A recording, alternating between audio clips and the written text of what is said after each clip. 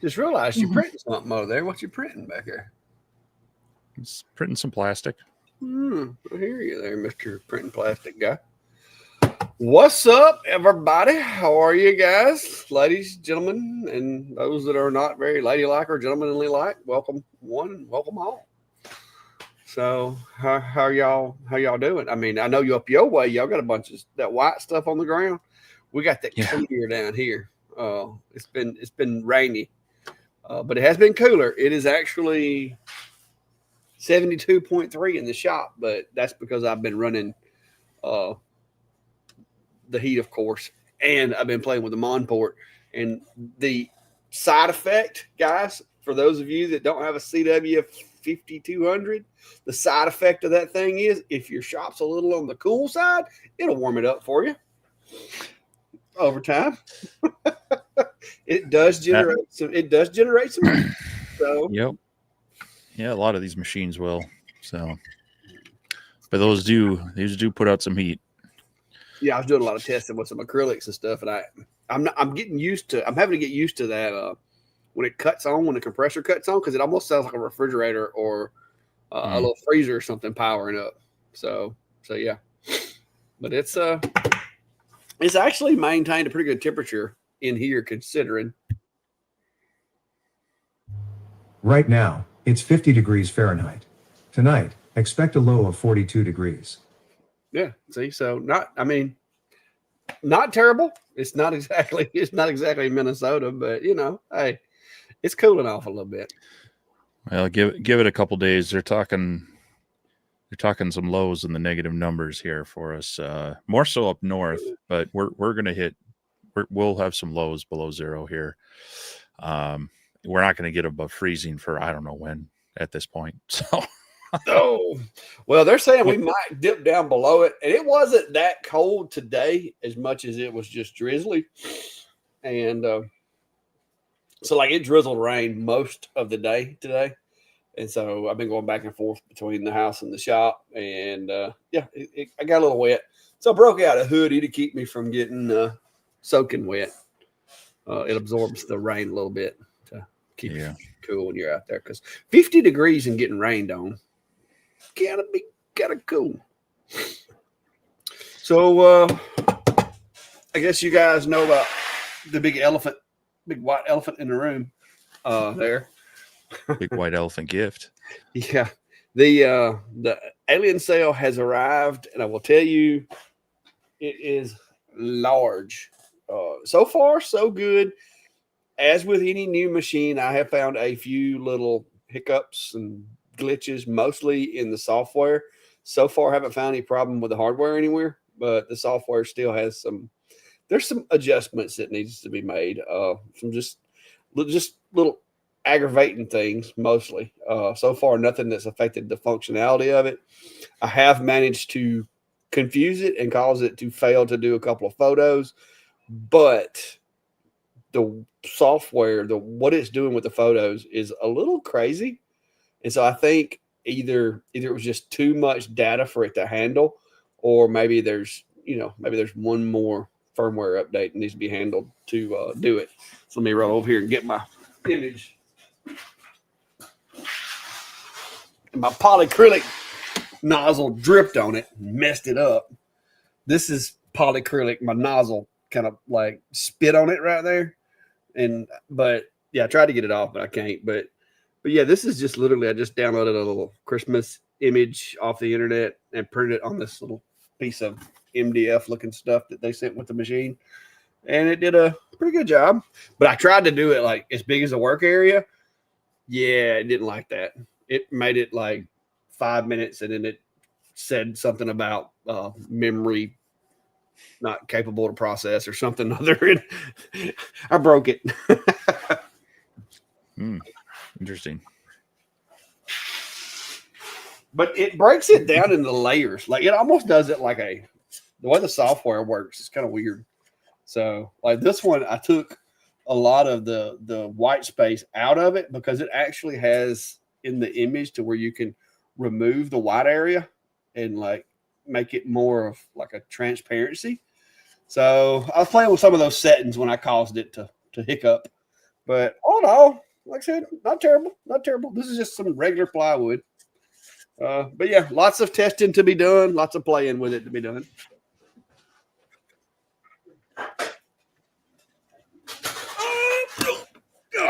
You're gonna get me hurt with these wheels. But yeah, so far so good. Rolled across here and slammed into the enclosure over there. So far so good. Been playing with that. Been playing with the UV, X-Tool UV, and the Reno 45 today. So lots of testing going on. I did make this guy.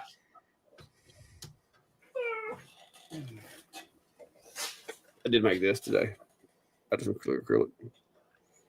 Yep. This is a little base, but I actually measured it and designed me a piece to use this base that's not, it's just random. So there's my design, but I cut the shape and made it to where it fits in here and uses those little lights in the base. So edge lights it a little better. Yep. Been playing with that today. Hopefully I'm going to have another video out of the Reno post air assist upgrades. And I've done all the upgrades I think I'm going to do to it. And it is working really well. So, yeah, that's about all I got going on this week. Of course, I got to get some more videos out of the UV and the Reno this week. Still waiting to hear back from Com Marker. I'm having some issues with my 10-watt upgrade, getting the lenses to focus, and waiting to hear back from them on that. And then I'll probably be doing another video with that. So, but I got the answers to my questions right now because I'm having a hard time getting the 10-watt head set up to where it's properly focused and the work area is what the work area is supposed to be. And I had sent them some questions and asked a few questions, and I'm just waiting to hear back. So. Yeah, I think we're kind of in the same boat on that one. So hopefully they'll get us straightened out on that. We were dealing with the whole weather thing here this weekend, and I was shuffling some things around, trying to work on some stuff, but I feel like I got more like design work done than actual work done. And today was just after a couple rounds of shoveling yesterday and had to clean stuff off today. Shoveling. I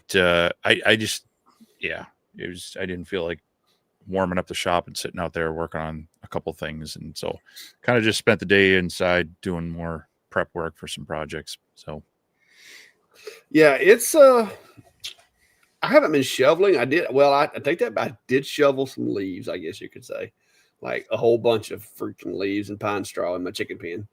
But worked on that yesterday, which is a good thing because today's been raining all day. So I've been needing to get that done and got that handled. But yeah, somebody saying which laser did you use to make that sign? If you're talking about the little LED one that I just showed, that was done on the Monport Reno 45. I know Steve did a video a few days ago, maybe it's like 5 or 6 days ago, maybe now. It was within the past week.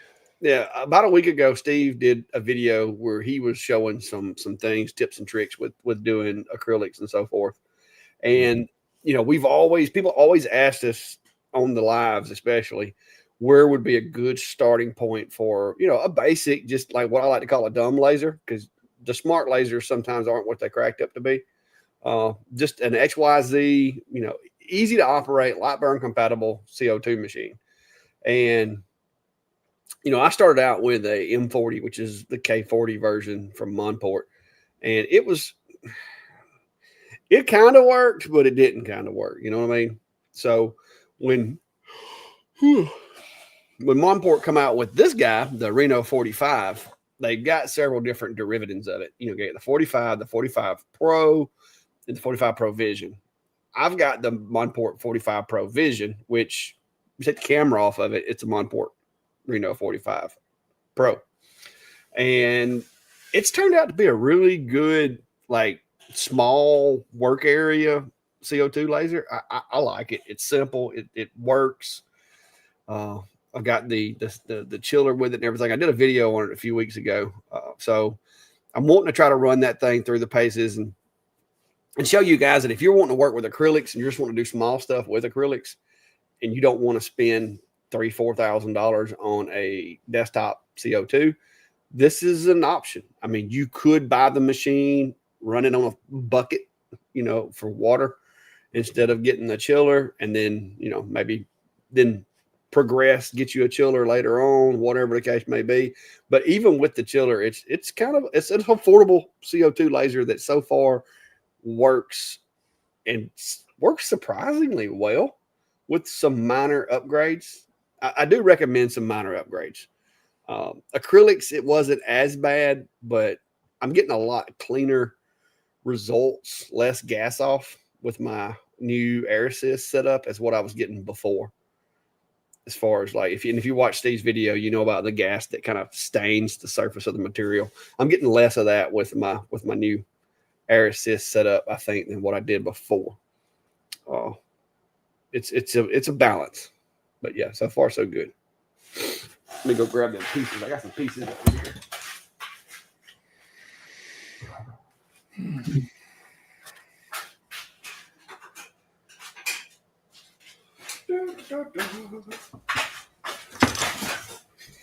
But now this is some really good acrylic too.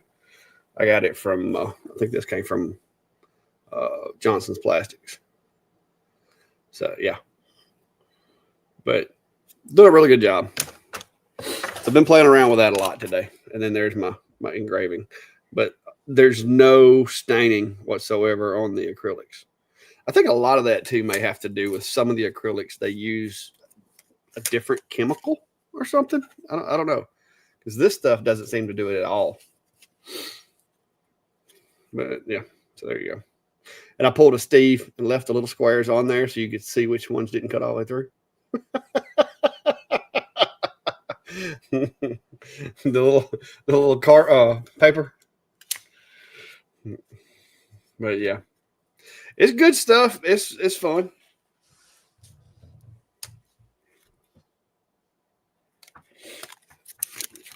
There you go.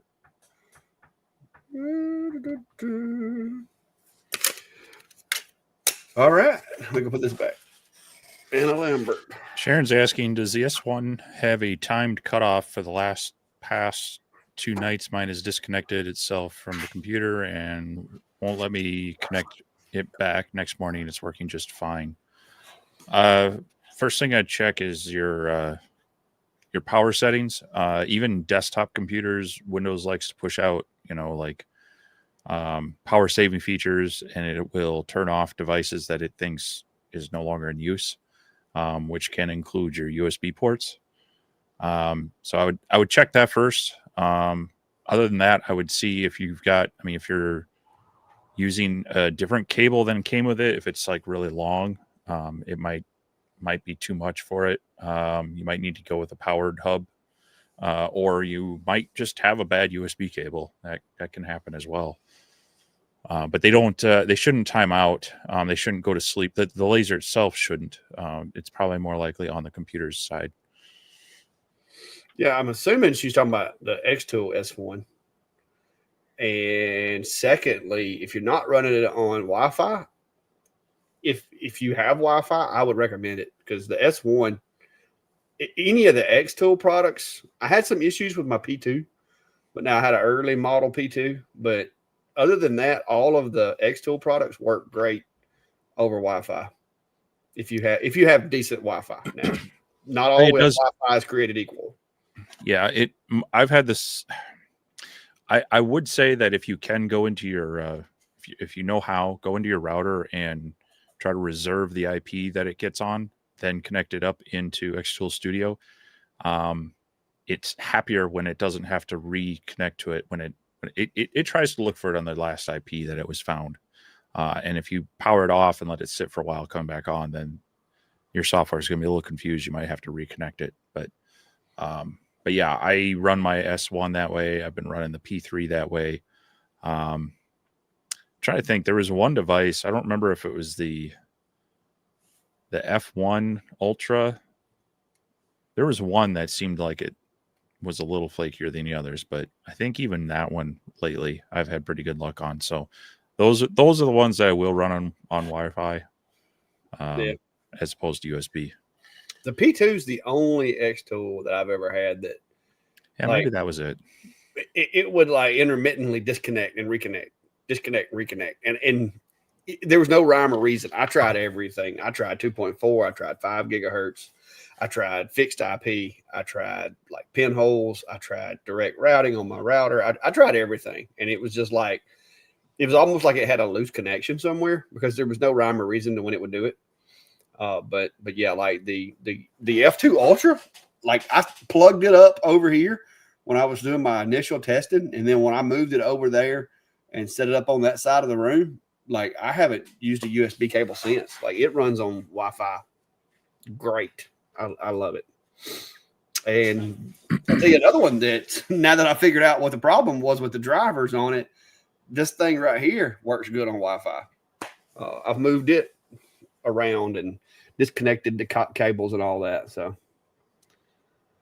So yeah, Wi-Fi is getting better if you're not using Lightburn. If you're using Lightburn, you're kind of stuck. That's one thing about a lot of the Lightburn machines is typically they don't have Wi-Fi. I think the Otor LM3 was the very first one that I ever had that had Wi-Fi, and the Alpha MK2 from Algo Laser worked off of Wi-Fi really easy. But the rest of them have always just been a pain over Wi-Fi. Well, Lightburn doesn't like you to run remotely. Yeah, they don't believe that's a safe practice, so they don't really support it as well as others. So, Not bored says my S140 watt arrives this Wednesday. Any tips to help me transition from my old E1 Pro to 10 watt to a more fancy machine? Get used to using Xtool software, because the S1 you don't fully unlock the beast mode in the S1 if you don't use XCS, in my opinion. I tried using Lightburn with it. I love Lightburn, but that little pin and that aiming crosshair that thing has are awesome. And it's not to me. I would rather just use XCS or Xtool Studio and have that than to use Lightburn and not have it. It's better to me. What do you think, Steve? You use your Xtool, your S1 a lot too? Yeah, I would say, if you're not used to the Xtool Studio, definitely give that a rundown. I did a video on getting started with the S1 with XCS. A lot of the stuff is going to be still relative, but they've moved some things around. And so unfortunately, you might not, you'll hunt a little bit to find some of the things. But yeah, using the pinpoint positioning works really well. So you want to get used to that, play around with it a little bit. But no, it's a good machine. I don't think it's going to be a huge learning curve outside of, like you say, if you've been using Lightburn with the D1, you're going to want to use the Xtool Studio with the S1. Yeah, the S1 compared to the D1, it's an upgrade. It is definitely an upgrade. The only thing I think, isn't the work area a little bit shallower on the S1 than it was on the D1? It's wider, but it's a little less shallow. Yep. Like the y-axis isn't as deep. It's like 12 by 20, I think. Yeah, but it's a beast of a machine. I love mine. I don't have it hooked up right now because I've got so many lasers in the shop. I've got it kind of on backup duty. But the thing about it is I've run it so much with tumblers and so forth that I can't get rid of that thing, because if all goes sideways and I need to do some tumblers, even though it's a blue diode and blue diodes are not the best for tumblers, I know how to do them with that machine, and I can do them great and not have any mistakes. So it's good to have around. Trey Skillers Anonymous is saying, I engraved some 2-color acrylic the other day that smelled horrible and the odor hung in the shop for a long time. CO2 vented outdoors. Sounds like you got a little problem with your venting somewhere. If you're venting outdoors and you're still having a bad smell. Now, if you open the lid and stick your head in the door, then yeah. But if you're smelling it in the shop with the machine running and the door shut, that shouldn't be happening. Well, I mean, I don't have that problem even with the Monport. It'll I mean, that smell will get into the laser as well. You know, it'll get on the honeycomb. Yeah. And so, yeah, I get what he's saying. But yeah, ideally, the ventilation is pretty good. That the initial stuff, but I mean, it's the same thing as you use your machine for a bit. Your ventilation is good, but you open that hood up, and all of a sudden it's like campfire. You know that. Oh yeah, now That you're gonna get odor a little gets bit stuck of in it, there, but so. if it's like making your eyes water, because acrylics will. If you don't have good ventilation, acrylic will make your eyes water. Like it'll do bad things for you. But it may be that either the fan might need cleaning, or maybe you don't have enough inlet coming in, or and sometimes these hoses you may have a pinhole or a leak somewhere along your hose, and it's pumping it out from there, and you never know. But yeah. Because I was running that acrylic today, and the only time I could really smell it was after the job was concluded, and I'd open the machine, and it hit you, and it's like, wow, that's acrylic. But while it's running, it wasn't a problem. But now I do have the fan on the machine pushing, and then the one over here, matter of fact, you can see it right there. That one is pulling, and it's like 1.5 feet from there to the wall. So if I do have a leak anywhere in my hose, that one's still gonna be pulling air into the hole instead of the one on the machine pushing air out of the hole.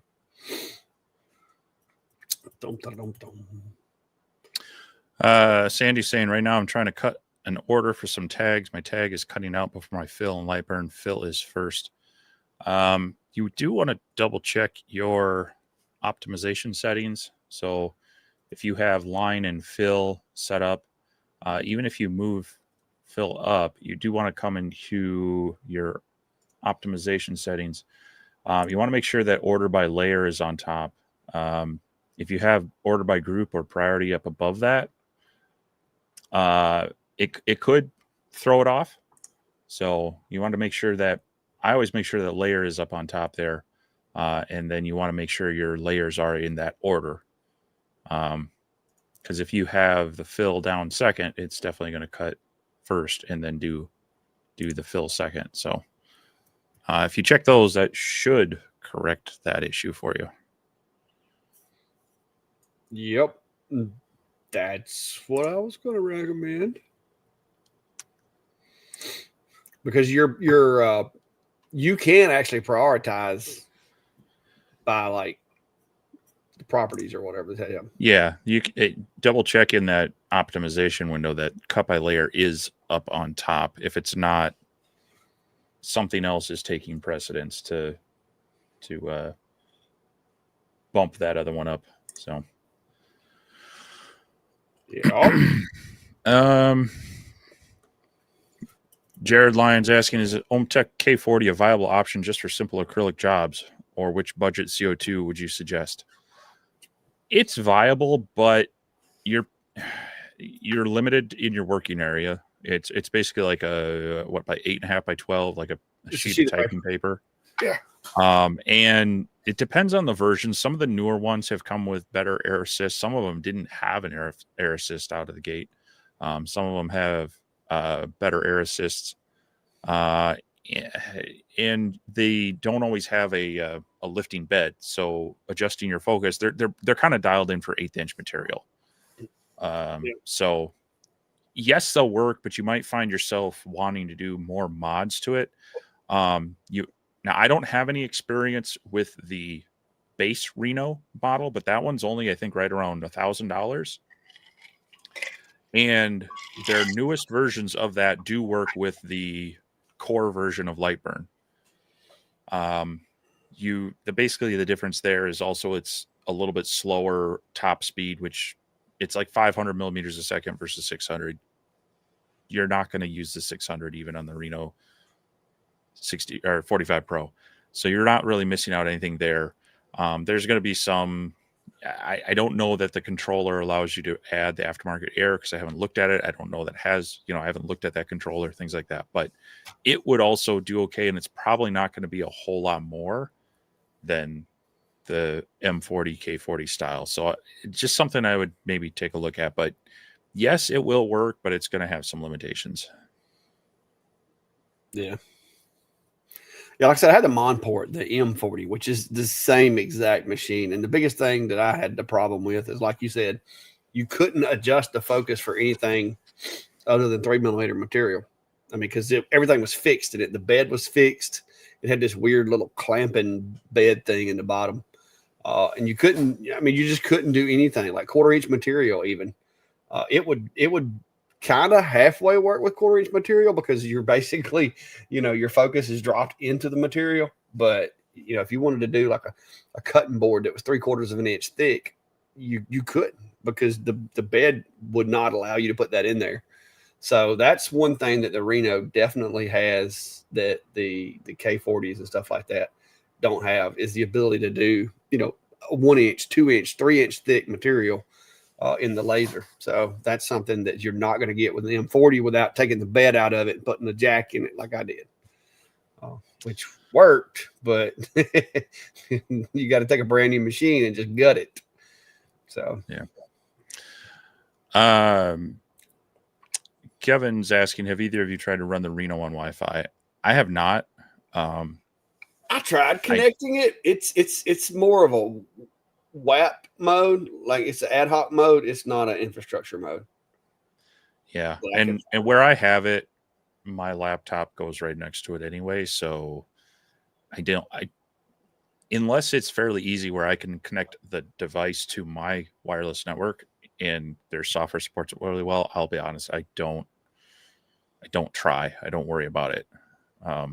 The X-Tool ones work very well, and so I've run them that way and a handful of others, but no, I haven't even bothered trying any of the ones where they're like they go into, like you say, they're the router mode and you have to connect to it. Yeah, I'm not gonna do that. Yeah, the only way I saw is I've actually been able to get it to connect to my network here. And everything I read says that the Top Wisdom app is supposed to work it if you set it up like that. And I think Monport software will do it that way. But I'm running it on Lightburn, and I'm having to run USB for the camera anyway because the camera's separate. It's not into that same connection. So I'm just running the 2 USB cables over to a hub and running it that way because it's just it was too cumbersome. If it's that complicated for me to get it to connect, I don't think it's going to work the way I want it to. And like I said, I got to have the camera anyway, so it's not going to save me a whole lot of effort because I got to run something over there for the camera. Mm-hmm. Jared Lyons asking me specifically, any idea when Eufy will get it together with the UV printer? Last 2 updates, they found issues. I figured the influencers and testers should have caught long ago. Losing hope. Part of the problem is the printers they originally sent us were not production runs. And throughout that testing, they changed some things in the ink cartridge manufacturing that our printers basically were bricks at that point. They actually had us send them back, and then they were shipping out replacement ones for those. Since then, they've also have had some issues with ink and such. So a lot of the people who had them originally, there's now different machines to test, and we haven't had real good access to ink either. And then they had an issue with the magenta cartridges in this latest batch. So it's been hard to do a lot of testing with them just because of their manufacturing issues and getting all those wrinkles worked out. Now they have been communicating with some of their testers and influencers through a Discord channel and such. So there is some active work going on, and they are having people, they're reaching out, asking for tests and such. But yeah, I understand people are frustrated that it's been delayed. I do feel they will get it pulled together, and I I know it's really hard to have that money tied up and not getting anything and having it delay and delay and delayed. But with this type of printer, if you get a device that continually has issues, you will be very, very frustrated with it. And so I think you'll be happier getting a better product in the end run. But yeah, I get you. I mean, it's tough on my side where, everything looked pretty good from the beginning. I really didn't run into a lot of issues from, right away until they started switching ink cartridges. Then they, swapping out printers. So my initial experience with it was good. But when they started to refine things, try to make them better, there was some heavy ink usage. They wanted to bring that down. That's brought up some problems they've had to work through. So, and so I don't know. It's I think they will. It's unfortunately taking longer. I think once they do get some of these bugs worked out, you'll see production really ramp up. But they've got a long way to go. I mean, they had a lot of orders, and there's a lot of people that have money tied up that they want stuff. So, I mean, I fully get that the frustration there. And I'm kind of, there's only so much I can do with the one I have as well, just because of the ink and the supplies aren't there either. So I'm kind of like, I got this thing sitting here I can't do a whole lot with. Yeah. And I've, me and you both have had experiences with machines that were like not quite baked all the way. Like they were a little squishy in the middle still. And that is part of the landscape that is consumer electronics.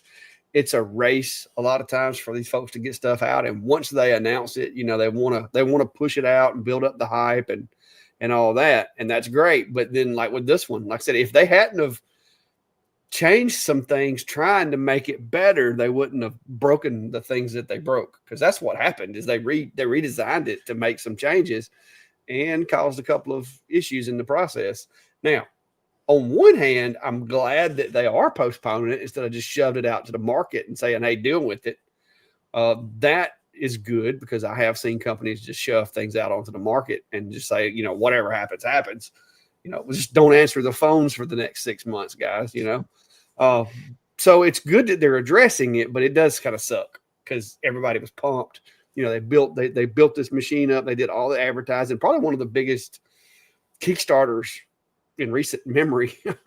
They had a big blowout of a Kickstarter, and they were the biggest. It's just like it's like the Hindenburg, just yeah. But I think in the end they will still have a good product, and it will be worth waiting on. Just people weren't prepared for the weight that they're having to take, and it would be frustrating. So I understand that, and I would like to add, I don't feel near as bad about getting left out of the Eufy Make wave now that all this headache is surrounding it. But I do feel sorry for the guys that did what they're supposed to do. They took the machine that they were given, they tested it, did stuff with it, it worked. They told people it worked, and then Eufy redesigned it to try to make it better and broke a couple things. So, I mean, I think we've all been there where you try to fix something around the house and you end up breaking off a bolt or damaging a pipe or something, but maybe they'll get it worked out. I do like the concept. I was really tempted when Longer reached out to me. I was really tempted to try to do their, because they wanted me to do a video without having the machine, and then they were going to send it to me later if it worked out. And I don't do that. That's not my thing.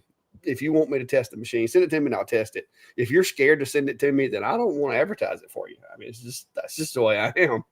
And so Longer's got one they're coming out with, and I would love to see it, but I'm not going to promote something that you won't even let me touch, because if a company doesn't want to send it to me, a lot of times to me, I take that as, I'm going to tell the truth and you don't want me to see it. So when they do send it, it goes a long way. And hats off to Monport, because they sent me the Reno after the bad experience I had with the Mega. And they've got back some of their credit with me, because they, because I told them in the, with the Mega thing, I told them, I was like, this machine was rushed. Y'all should have never released it when you did. I mean, it had so much potential, but it needed like 6 more months in development. And there's a company right now that I'm working with on a Kickstarter, and they don't want me releasing anything on it. They want me to use it and keep using it, and then just send them back input. I like that because they're developing and they're polishing the product before they make it public, make it known. And and sometimes companies get into a rush trying to compete with other companies, and they push stuff to the market a little fast. Yeah, Now, I that's don't mind it as much if it's something that can be fixed with firmware. You know what I mean? But if it's a hardware issue, you can't call those machines back to the factory to be retrofitted. Well, that's the thing. It must be like an Asian culture kind of thing or something, because they all love to say world's first, whatever, whatever, whatever. And I'm like, Yeah. I don't care if it's the world's first, because being the world's first ain't always best. Yeah, it does make it the best. So I'd love to see them maybe back off, because sometimes it's like the world's first Monport something, this, that, and the other thing. You're like, well, yeah, because no one else has your name brand, and that's the one thing you made. Well, and that's a lot of times too. They send you, and the funniest thing is they send you these briefs, and in that brief, it'll tell you like, titles for your video or whatever, or put, emphasize this, and it's always world's first this, world's first that, world's first this. And I'm bad to look at that and go, yeah, I'm not using that language, because first of all, y'all would know that somebody was telling me to say that, because that's not how I talk. But it is fun to be part of the innovation in the technology world, but it doesn't come without its moments of pulling your hair out. It's like everybody, if I've heard it once, I've heard it 100 times. Oh, it must be nice just to get all them free lasers, and you just ain't got to do nothing but just free lasers coming to you. Yeah, until you're out here beating your head against the wall trying to get one to work, and it don't work, or you got some company that sends it to you, is like, and it gets delivered on a Monday, and on Wednesday they're like, hey, you done with your video yet? So it has its disadvantages as well, but it is fun. I will say, I keep doing it, so obviously it's fun.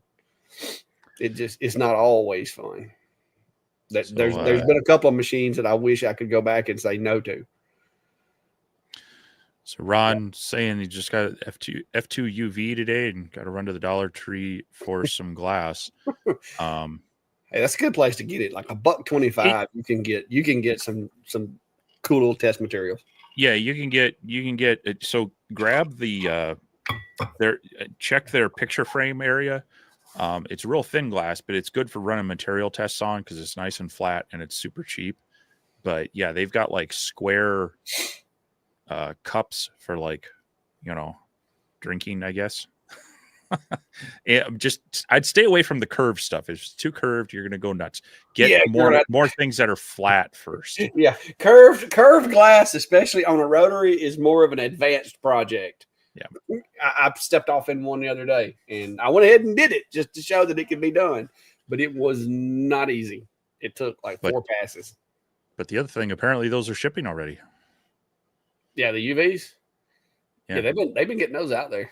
Well, they like officially launched it like a week ago, so yeah, I think people could actually put their orders in. I think they already had a couple of containers of them sitting on the coast already. Right. Well, which is nice that they do, because some of the things such as UV, sometimes they launch these things and people are waiting forever. Even like that OhmTech Solus, the OhmTech Solus. I mean, they had me do that video a few months ago, and they're maybe just shipping them now. So it's nice to see them kind of time that a little bit better, so that people get them shortly after that. But yeah, have fun with that. Somebody's asking, did either one of us make a material library for the We Create Vision Pro? I didn't even get a chance to. Pro. No, it's just like, find a 45 watt laser, and that's basically going to be very similar as your start off point. We Create, actually, there should be I think they're in the little thumb drive in the material. I think they have an index of materials that came with it, so you could just like. Yeah, their software has some default stuff too. So. Yeah, well, if you're not using their software though, let me see. We Create Pro 45. Well, I don't guess it. If it did, I didn't keep it. Yeah, I don't have one. If they say I might have downloaded their software, but a lot of times they'll have like a reference page in the back of the book that'll tell you the settings. But like I said, I would still use those as a jump off point and do your own testing if you can. And if you can't do your own testing, then just be careful. David Pingle says, is your alien cell a 20 or a 40 watt? I got the 40. They have a 60. I don't know if the 60's like available yet, but it comes in 20, 40, and 60. I went with the 40. A couple of reasons is I feel like 40 is kind of a balance in the world of lasers right now between all the different machines that are out there. I liked the ability of the previous 40 watts that I've used, my Atom Stack X40 over here, the S1 40 watt. 40 watt just it gives you a little bit of range of abilities. And I felt like from a financial point also, the 40 watt would probably be a little more affordable for folks. And so I felt like the 40 was where I wanted to go. And so when they reached out to me, I told them that if possible, if we were going to work together, I wanted the 40 watt so that I could show you guys. And so they never said no. They just sent me a tracking number. So I assumed that that's what I was getting. And it is. And so far I like the machine. The other night in the live, we got it up and going the other night in the live, but I did not have the air assist set up properly. And so it was only like on low all the time. It wasn't cranking up to high. But, the next morning I got out here, I went through and I configured the air assist, got it connected like it's supposed to be. And everything seems to be working pretty good. I found a few small bugs in the software. But those things, like I said, all they've got to do is do a patch and it'll fix them. There's a few things that I'm going to make some recommendations for them to move some things around to make it a little easier to use, a little more fluid. Because I don't know if maybe an engineer designed their software, but it just, I don't know. Probably a software designer designed their software with no input from nobody else. It just doesn't make sense where some of the stuff is. Like today, I found a little bug it's not a big thing, but it's a bug. Is when you try to save your own material in the software, if you put a space in the name of the material, like I put birch ply, if you don't put like birch ply, if you put birch ply with a space in between, it will not accept it. But if you take the spaces out and hit save, it accepts it. So, but that's a thing, because they're using a different language than we do, and spacing works differently and all that. So I think that's probably a cause of that. But there's just some little nitpicky things that I've found with some of the software that need to be addressed. But this is literally, I think, the second version of the software. And as we all know, software gets updated like regularly. And as long as it's something that can be easily corrected with software patch, it doesn't concern me. And so far, I haven't found any cables getting rubbed into, or gears grinding, or axes that don't work. Physically, so far, everything performs as it should. I do like the little observation camera. It's pretty cool because I can have it up on my top screen while I'm working on the bottom screen. And if I have any flare-ups or whatever, I can see it. So I'm going to keep playing with it a little bit more before I do like a really, like sure enough review video. But we did the unboxing and playing around with it the other day. So, but so far it's doing pretty well. I'm not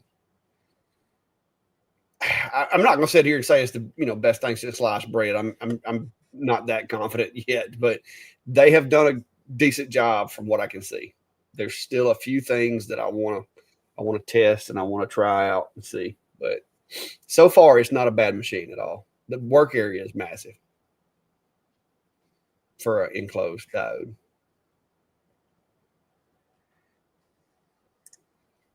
Ron says, any tips for engraving glass with the F2 UV?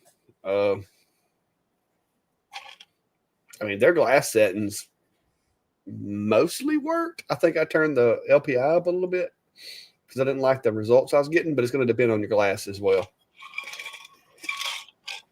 UV is probably the easiest, simplest way to engrave glass. There's not like a trick to it, really.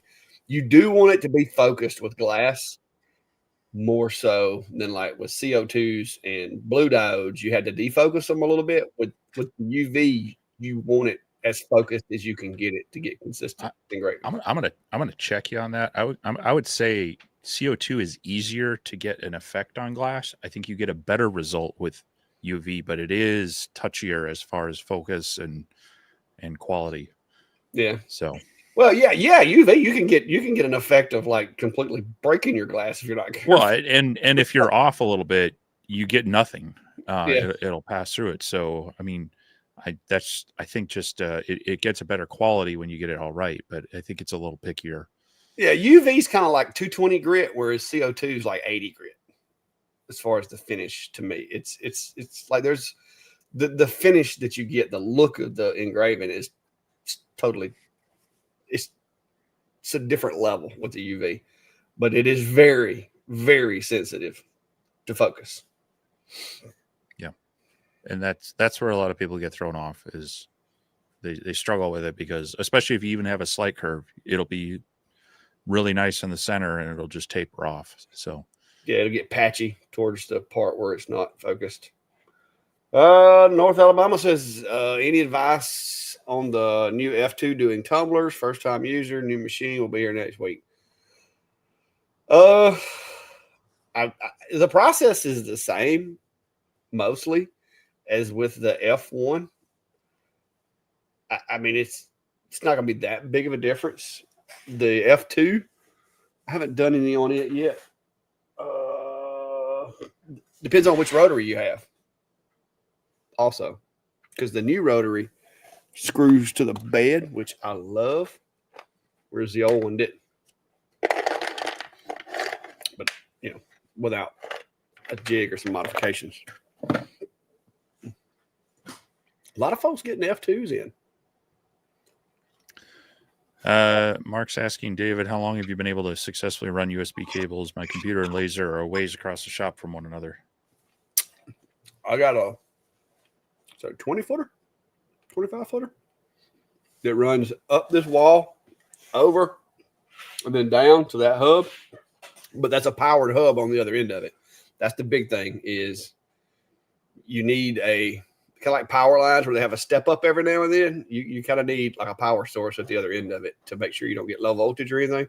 So on the other end, that's a powered USB hub over there. And then like this is a long run USB cable. And I forgot what it cost, but it was not cheap. Give me a second. Let me see if it's in my. I think I bought that one after I redid some stuff in here, so it should show up in my recent orders.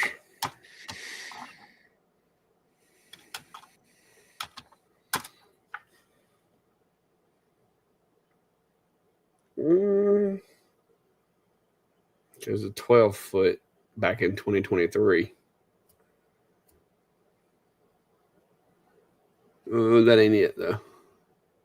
Yeah, I must have had it before I started this new Amazon shop. Because that 12-foot one is this one over here. This one actually works good. This is the one I use a lot of times if I can't get close. It's a USB 3, but it's like 12 foot long. And you can get these USB-C adapters to put on this male part of it right here. And that makes it into a USB-C or micro or whatever you need it to be. So I use this one a lot of times with the newer machines to get like over here or over there or something. But the one that's up there, I don't know where exactly I bought it. I may have ordered it somewhere. I may have ordered it from like Newegg or somewhere. But it's like a 20-something footer. Tony Moore is asking, any non-sponsored thoughts on the Monport Reno 65 Pro, trying to upgrade from a long array 520 watt in order to be able to increase speed of jobs and also to be able to do acrylic. I don't have any experience with the 65 versus the 45. The 45 Pro Um, it's a basic CO2 laser, which is actually kind of nice. The biggest thing on it, and I'm thinking the 65 is probably going to have a similar situation, is the air assist is a bit weak for, cutting a lot of materials and doing real clean cuts. That's something you'd want to, at minimum, upgrade to like maybe an external air pump, or if you've got access to an air compressor, shop air, and some relays, you can still have that set up on auto that way. So I've got a couple videos on that upgrade and just some of the things there. They are coming out with the Vision, which has a camera in it. I don't know that that's a deal breaker. I mean, if they included it for roughly the same price, I'd consider it, but I wouldn't spend a lot on the camera version. You can use framing to align your projects. That lid is just super close to the working area, so I think as you get out to the edges, you're going to have questionable alignment.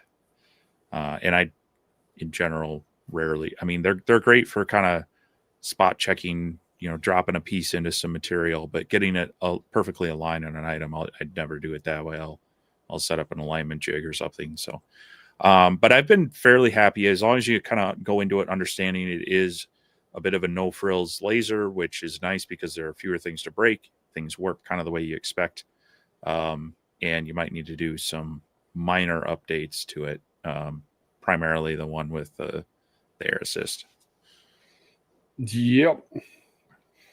All right, so I got lucky, and in my searching, I found where apparently I've purchased this cable 2 times, which one was for me and the other one was for Klein. I'm pretty sure.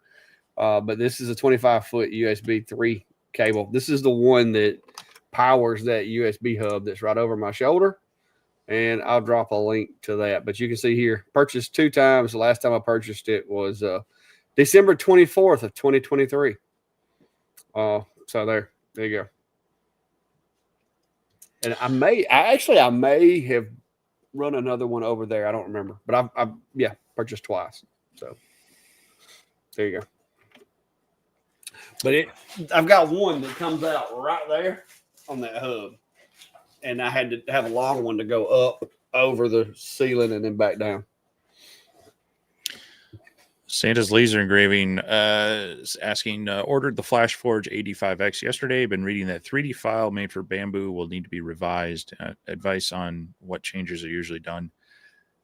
The only thing I found is if you're trying to use the 3MF file that would have like the color options and such, sometimes those aren't mapping over correctly. But generally, most of the, if you're in Bamboo Studio and you have the option to export it as a 3MF or STL, usually the STL, I haven't had any problems downloading those from Maker World, the Bamboo site, or files from my Bamboo that I've kind of fixed on there, migrated them over. And then you can use the paint feature to apply the colors that you want. So those are the only things I've noticed. I haven't really run into issues where they're coming with weird, like it can't, I've never had it not read it or come in with like, holes or unfilled areas. So, but the 3MF files, it doesn't always map the colors correctly. Yeah. Steve, I've got a couple of look from my Tumblr videos on the S1.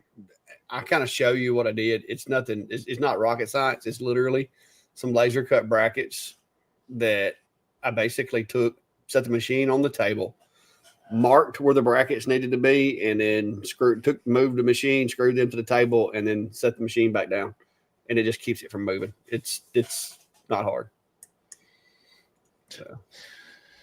See, a couple of you noticed my joke tonight. Yeah, our third starter quarterback for the year, threw his first touchdown, unfortunately, to a Seattle Seahawk and a pick six. So when the score ended up being something like 26-0, I figured it was about time to start cheering for Sam Darnold again.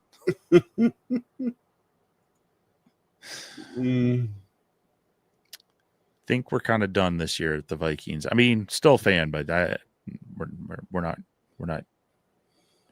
We're kind of out of it at this point.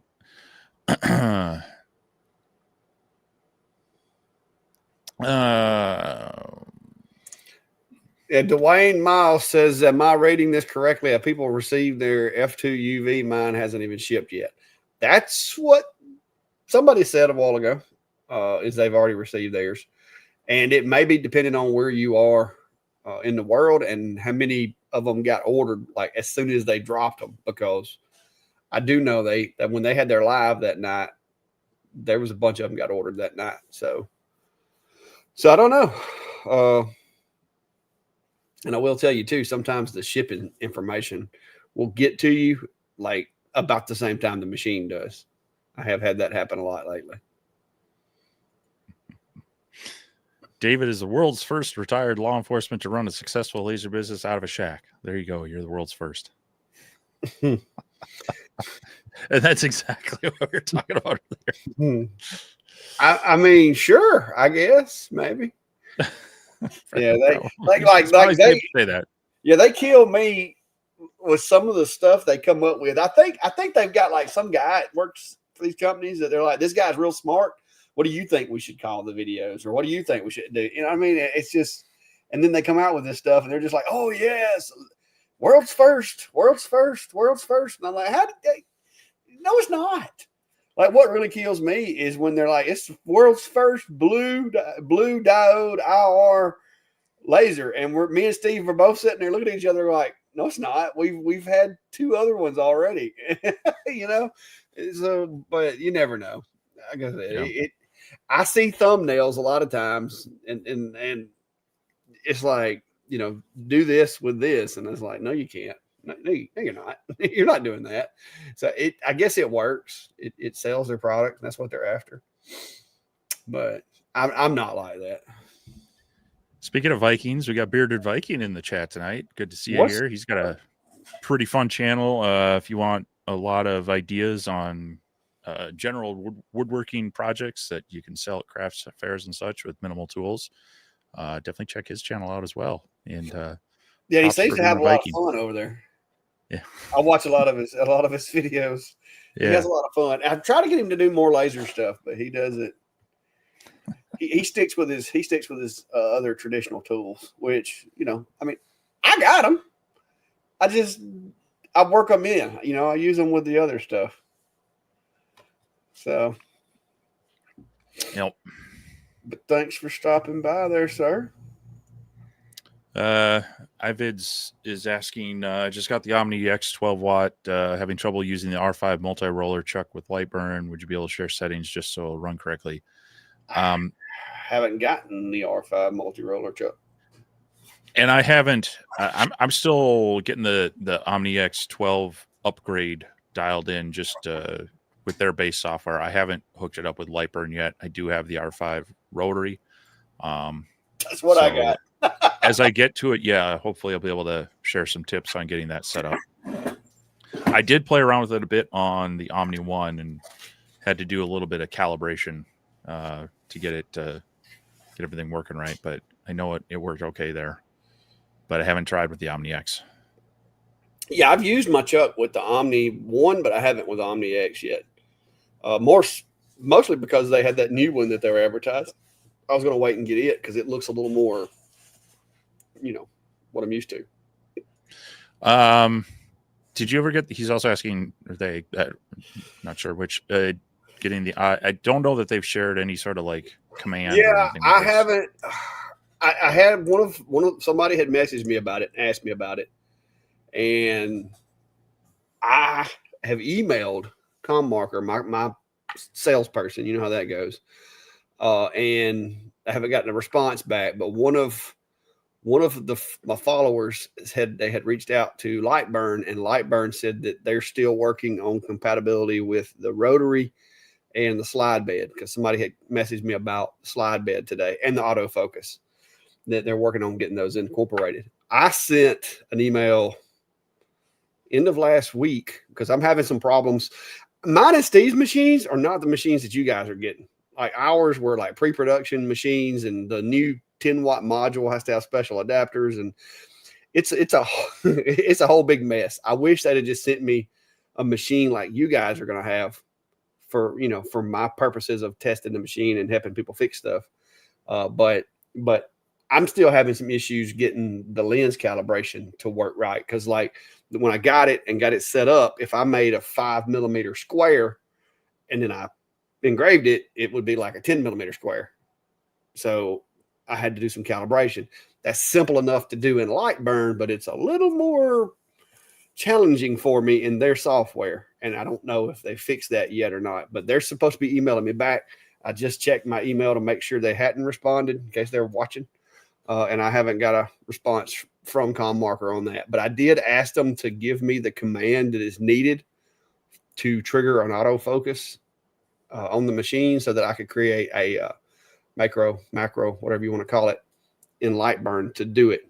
I tried using their software and kind of like seeing if I could see it, because a lot of these machines, little known fact, you can sometimes hook them to Lightburn, but have their software running also. And when you send it commands, you can actually see some of the transfer of data in the console in Lightburn because it like sees that communications. And I've been able to do that and capture other commands on other machines, but I couldn't see anything that way with Lightburn on this machine, and without getting into like WinSock and all that and trying to use some developer tools. I just want them to give me the command and I'll try to pass that along to you guys. That was what I was going to try to do with my second video. I was going to do it with the lens and the source upgrade and touch on Lightburn compatibility, but I'm kind of hitting a wall on both fronts right now and getting my machine updated. So, but yeah. Mm-hmm. But now the only email I've got back is from Alien Cell, from an email that I sent. So another fellow YouTuber, Eric Valley Forge, is over in Bangkok on his. He sure does travel a lot. He does get out there around the wintertime. I'll tell you. And he's in the nice part of California. He doesn't make a trip to Tennessee. I can't even make a trip to Tennessee, and he's in Bangkok, Thailand. Wow. Mercy, I ain't doing something right. I need to go over there and train with him or something. Figure out what I'm doing wrong. And we got Cody in the house. Up, Cody. Hey, good news. I ain't broke no bits lately. Of course, I hadn't run my CNC a lot lately either. Sharon's asking any recommendation for videos on designing 3D prints, getting a FlashForge 85X on the way home. I did use that Genie bit the other day. I mean, I've put out some videos on getting started with Tinkercad, and that's a fairly easy web-based tool that you can play around with. A lot of the slicers have some, especially the ones built off of Orca, have some basic 3D modeling in there. But a lot of those are going to be a bit limiting, but they will get you started. Fusion, of course, they do have like the free-ish version.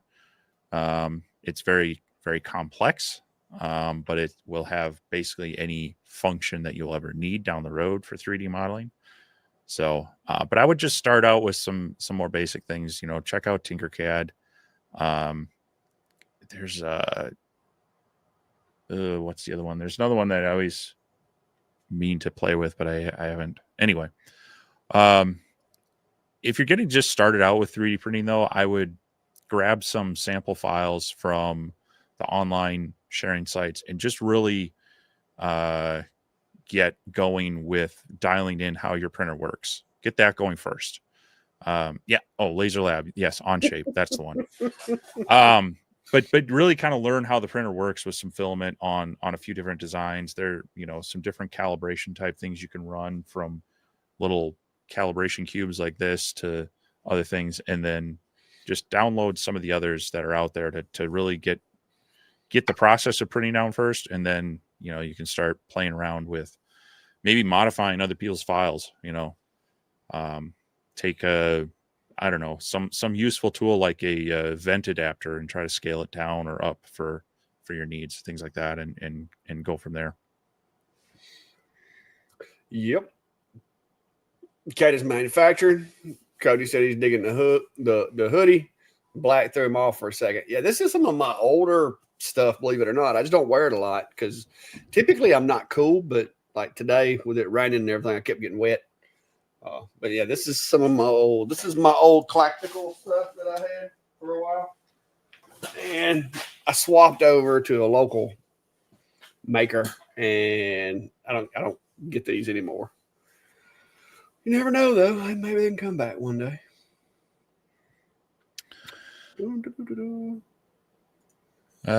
Question is, do you need to apply tape or paper on top to focus with the F2 UV?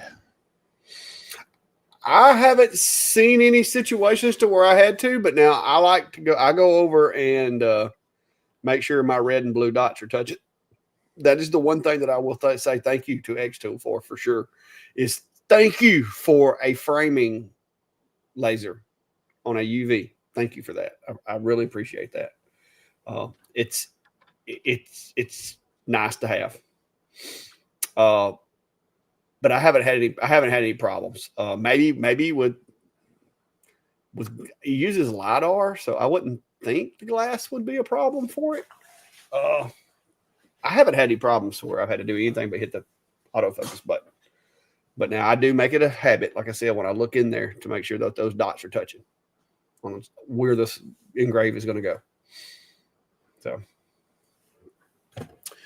And Radu is asking, isn't Onshape the one that says not for commercial use? Their free version, that's correct. The agreement technically says for personal use only, or non-commercial use. So if you're looking to make things and sell them or sell the designs, yeah, you might not want to design with that one.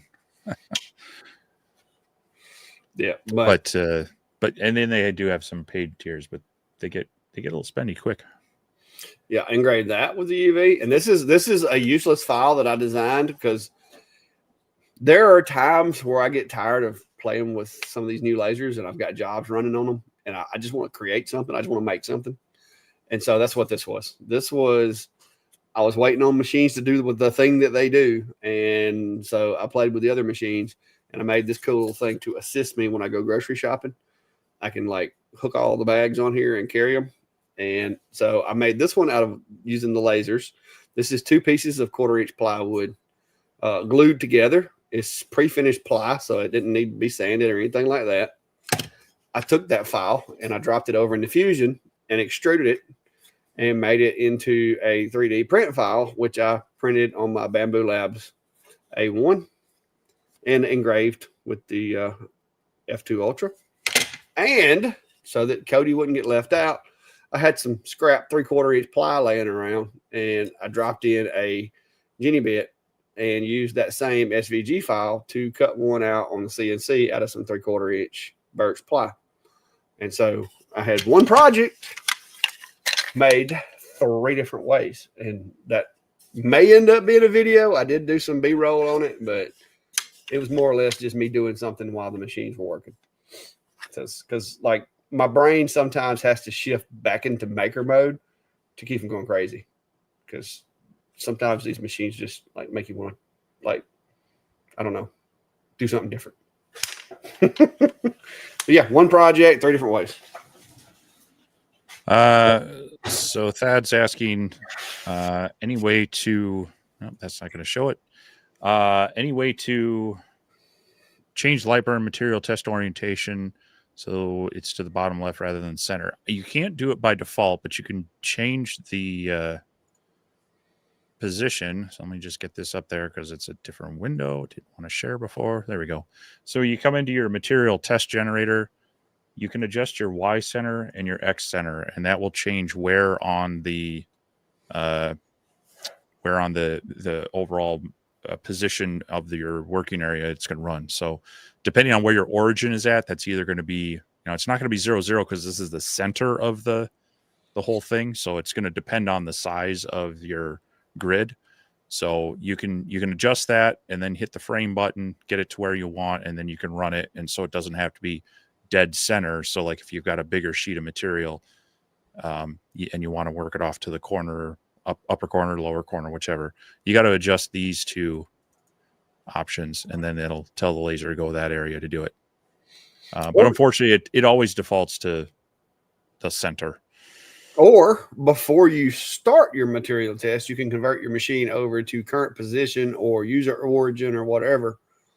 Then when you generate the speed and power test, especially if you're using a machine that has a Ruida controller, you can actually just set your origin there if you do user origin, or if you're doing current position, it's going to go based on where your laser head is at the time that you send the file. So, Yep.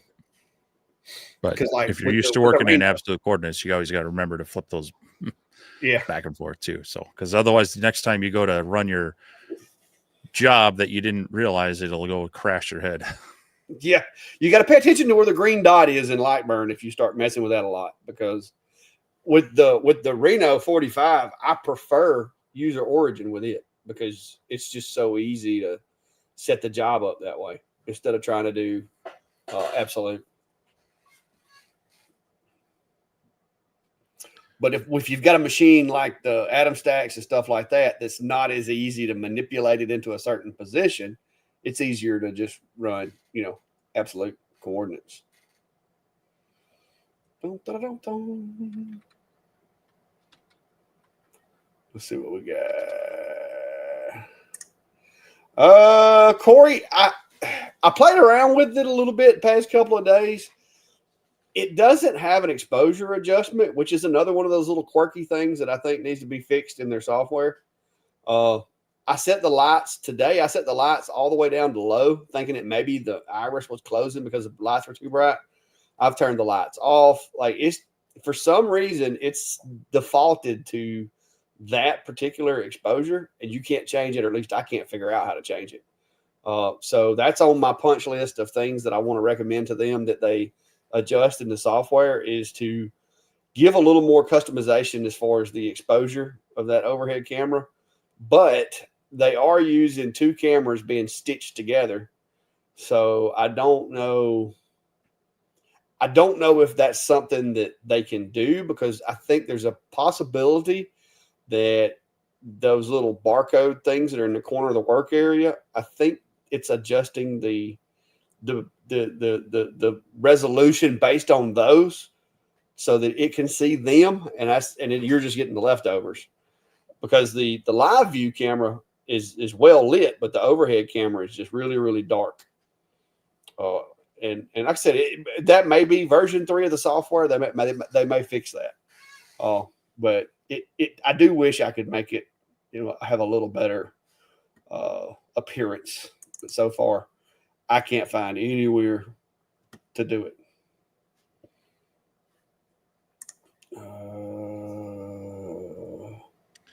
Seth's asking, have either of you managed to find a Chuck style rotary with the Mon port? I haven't really tried. There's not a lot of. I mean, you can take the honeycomb out, you can take the slats out and set something down there, but there's not a lot of room in there. And all the Chuck styles that I have, I'd have to adapt with cables, so I haven't messed around with that. But it's definitely feedback we've given to Monport that they should get something besides the rotary, or besides the roller rotary. Well, see, this is actually the plug that it has, which is the one that they use on their fibers. And this is, matter of fact, I think this one's sold by Monport, but like Monport, Omtech, Cloud Ray, like they all use this D8 chuck. But yeah, but this is like overkill in my opinion for a CO2 laser. But I do have an extra end, I think, and I've thought about taking one of my other rotaries and trying to retrofit it. But I'm gonna reach out to Monport and see if they can like send me a cable to adapt them or something. Guys asking, did I receive my crystals? Yes, I did. Finally. It took a while. Now, my first box got lost, but my second box is here.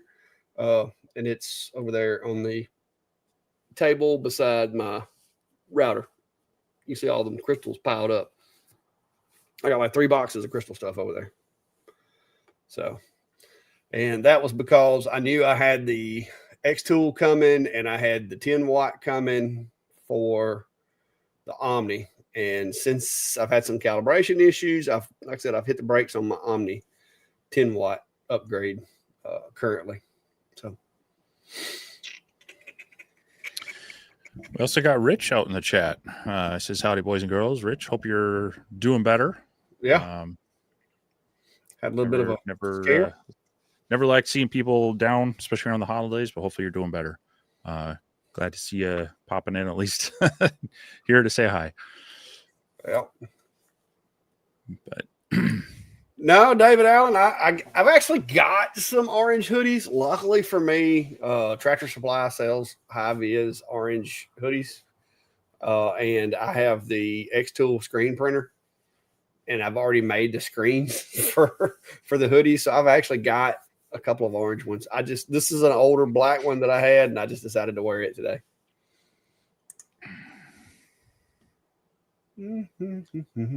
David's asking, is anyone using the black background in Lightburn? I'll be honest, I'm not much of a, what do they call that? Like the dark view on a lot of things. I usually keep the rest of the room dark, so the contrast, I don't know. So I don't often flip into that. Just I'm used to the other. So, but I know some people really like that, and I think that some people have requested that like X-Tool Studio and others add that feature too. So I use it in some softwares, but for some reason it just doesn't seem right if I were to try to do it in Lightburn. Maybe it's just an old habit.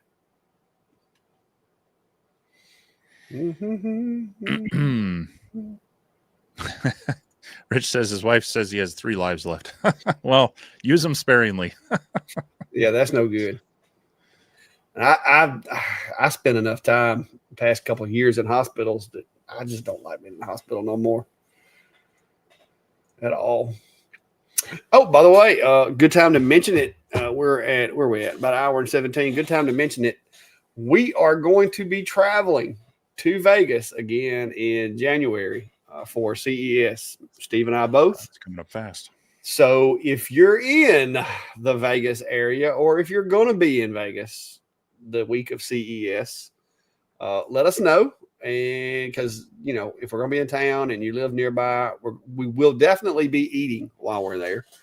So we would love to maybe meet up with you and have some supper or something one night. We do have lots of, business related stuff to be doing. So we're going to be busy, but we will be stopping to eat because me and Steve both enjoy food. So in saying that, if you're not already subscribed to both of us on Facebook, YouTube, all those good things, and you're not already signed up for the Laser Engraving community page, go do that and join the map also, because we have an interactive map that you can see where everybody's located. It doesn't have a lot of information, but like if you want your screen name or your nickname or whatever put on there, you can drop a pin and put your nickname, your screen name, username, whatever you want on there. And it doesn't have to be like at your front door where you drop your pin. You can literally like just tag your city center or whatever. We're not trying to find you. We're just trying to have it to where when we go places and we travel, we do things, we know, how many folks are in the area, because it is kind of cool to be able to sit down with you guys and talk face to face. Because like I said, it's just fun when we go places. So that's coming up. It'll be, is it the 4th? I think I'm leaving out like January the 4th when I'm leaving, head that way. So it's going to be like the week of the 4th. You're heading out the 3rd. I'm getting out there the 4th. And then we're heading home on the 9th. Yeah. So yeah, if you're going to be out there, let us know. Rich said he's going to, in February, the APA show. Yeah, I wouldn't mind going to that one, but that's like wham, bam. Like that's like back to back. And I think CES is, for what I'm looking at, CES is definitely more options there.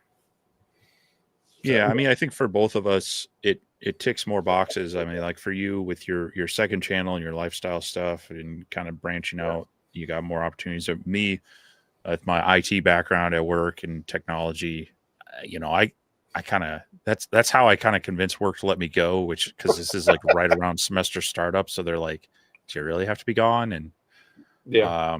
so it does tick a lot of boxes. But yeah, APA would be another good one I think to get out there as far as if you're running a customization, a product customization business.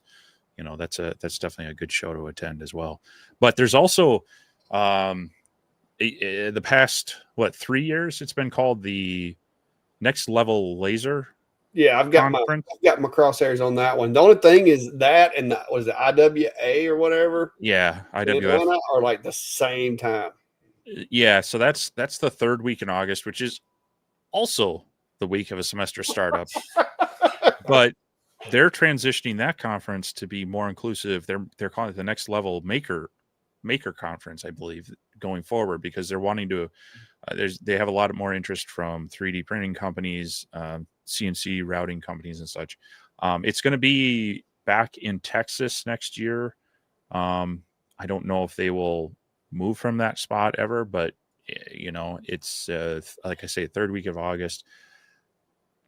I would like to get to that one, but it might be pushing it with being. They're going to start questioning me if I'm always gone during semester startups. So, but definitely something we're keeping on the radar as well in second half of the year.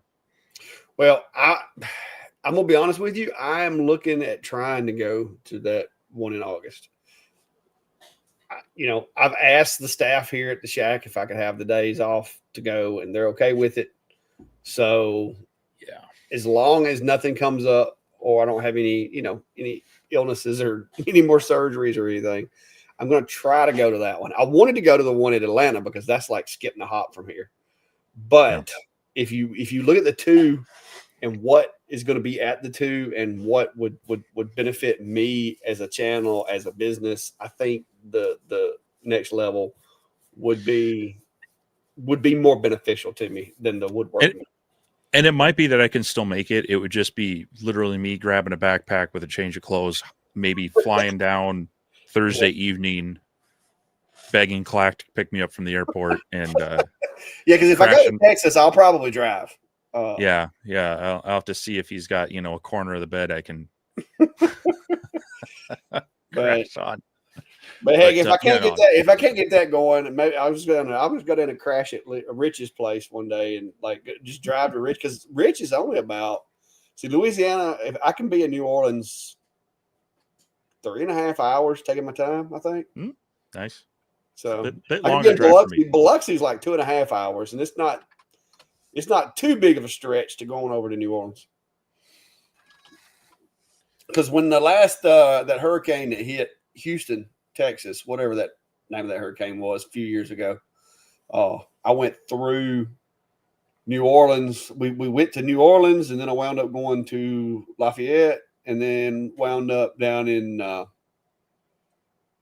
don't forget what the other name of the town was, but then we wound up going to Houston. It was between Lafayette and Houston, somewhere in there. I don't forget what the name of the town was, but yeah, I lived out of my truck there during the hurricane, doing some stuff. It's about almost 18 hours for me, so you'd have to give me a little bit of a head start. Yeah. New Orleans is not, like I said, you go over through Mississippi, like it's almost like a 45-degree, like just rip straight to New Orleans from here. It's not that far. Me and my wife used to go to Biloxi. Like we would like drive to Biloxi, hang out, go to the casinos in Biloxi or whatever, and like spend the night and then come back the next day. It's not that far. But hopefully, like I said, things are going to get caught up. This is a bad time right now for those of us that review machines. This is a bad time to be trying to go anywhere. I'm kind of looking forward to January to be able to breathe a little more. So we'll see how that goes. Beam Me Up Laser Engraving says, why don't you guys make your own laser engraving machines instead of reviewing other people's all the time? I do not aspire to own a laser engraving manufacturing company. I just don't. That's just not. It's not what I want to do. My little business out here doing the stuff for people that I do and making the content, doing the stuff that I do, I'm totally content with that. After 25 years of a career, I am looking for low stress. And so, yeah, if there was a company that would seriously like listen to what input I had, like I've begged. I got one company that I have begged them to let me design a machine. But if there was a company that would let me have like input into how it was designed, how it worked, and all that, I'd be tempted. I'd be very tempted to like partner with them or whatever. But there's just, you don't know the inner workings of companies and the way they do businesses, and you know what I mean. It's a slippery slope. If you get too like affiliated with them, and then they do something stupid, they're going to take you down with them. You know, and so that's always a concern, because just like with brands, I mean, that's why you don't see a lot of these big name brands partnering with other brands, is because, you know, one CEO says something he shouldn't have and gets put out on the internet or something. The next thing you know, the company's worthless. So you got to be careful with who you associate with. Kind of like Steve there. You know, I got a lot of faith in Steve not doing anything stupid. So, but it has crossed my mind. I actually am going to Frankenstein a machine if I can get the company. They said they would send me the parts that I requested to where I can do it. But I've told them I can show them how to sell more machines if they'll send me some parts, because I'm going to Frankenstein one of their machines and make it into something that they haven't made. And last I heard, I was getting the parts. So we'll see. And if I get the parts, I'm going to Frankenstein the machine. And then if enough people email them wanting one of those machines, maybe they'll rethink their marketing plan and start building them the way I told them to build them. So we'll see how that goes. Yeah, I've been in R&D with, you know, model airplane companies and such, and while it can be fun, it can be a lot of frustration, and you get tied into one project for so long. And I ever since a kid, my parents let me tinker. I mean, literally with, you know, what were those things? Those were like the screw together little. Anyway, they're different toys. I was always building stuff. I was always tinkering things, and then it got into computers and playing around with technology. And so I've always enjoyed kind of just playing around with what's new, seeing what they can do. And so, yeah, it's a nice spot for me to be at. It is nice to work with companies that actually do take the feedback and make some erector sets. There you go. Thanks, Marks.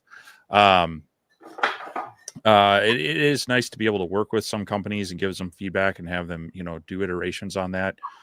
You know, Rolly was a really good company in that vein, that they did listen to their, not only their, you know, content creators and such, but also the user base to make a product better. And hopefully others will do more of that as well. But yeah, it's a big effort. I've built my own CNC machines in the past. And other types of things, but sometimes I just like to play with creating stuff and not always making the machine to make the stuff. So yeah, I just like the tech. All right, Mr. Graham says, any tips for using curved surface in studio with F2 for shiny glass ornaments, baubles? I ended up using marker spray and it worked well, but left engraving black. Yes, I did run into when I was trying to do some curved surface stuff with the F2 the other day. And I'll show you what I wound up doing. You can try it, see if you like the results, but it worked for me. So if you've got something that's clear, but it's rounded or whatever, I just grabbed this because it's all I had available. The approach that I took was I took this and put it over this and then just pulled it down tight, which I didn't use this. I was using a different piece. But I just took and pulled it down as tight as I could get it to get as many wrinkles as I could out of it. And I used a rubber band to kind of hold it there. So just so I could have that contoured shape. I did the measurement and everything for the curved surface engraving, and then just remove said fabric from it and make sure you leave it in the same spot. If you want to have it jigged or whatever, so that you know that it's in the same spot. And then once you remove the cloth from it, then you can engrave it. that's what I did the other day, and it worked. But you got to make sure you don't want to leave. I will tell you, if you leave too many, like with this one where it's wrinkly, if you leave too many of those wrinkles, then it's going to cause a problem. Another thing that I had thought about that I didn't have any of because I don't keep them in my shop is if you had like some old pantyhose, maybe that some female member of your family had, hopefully female member, then you could take Don't judge.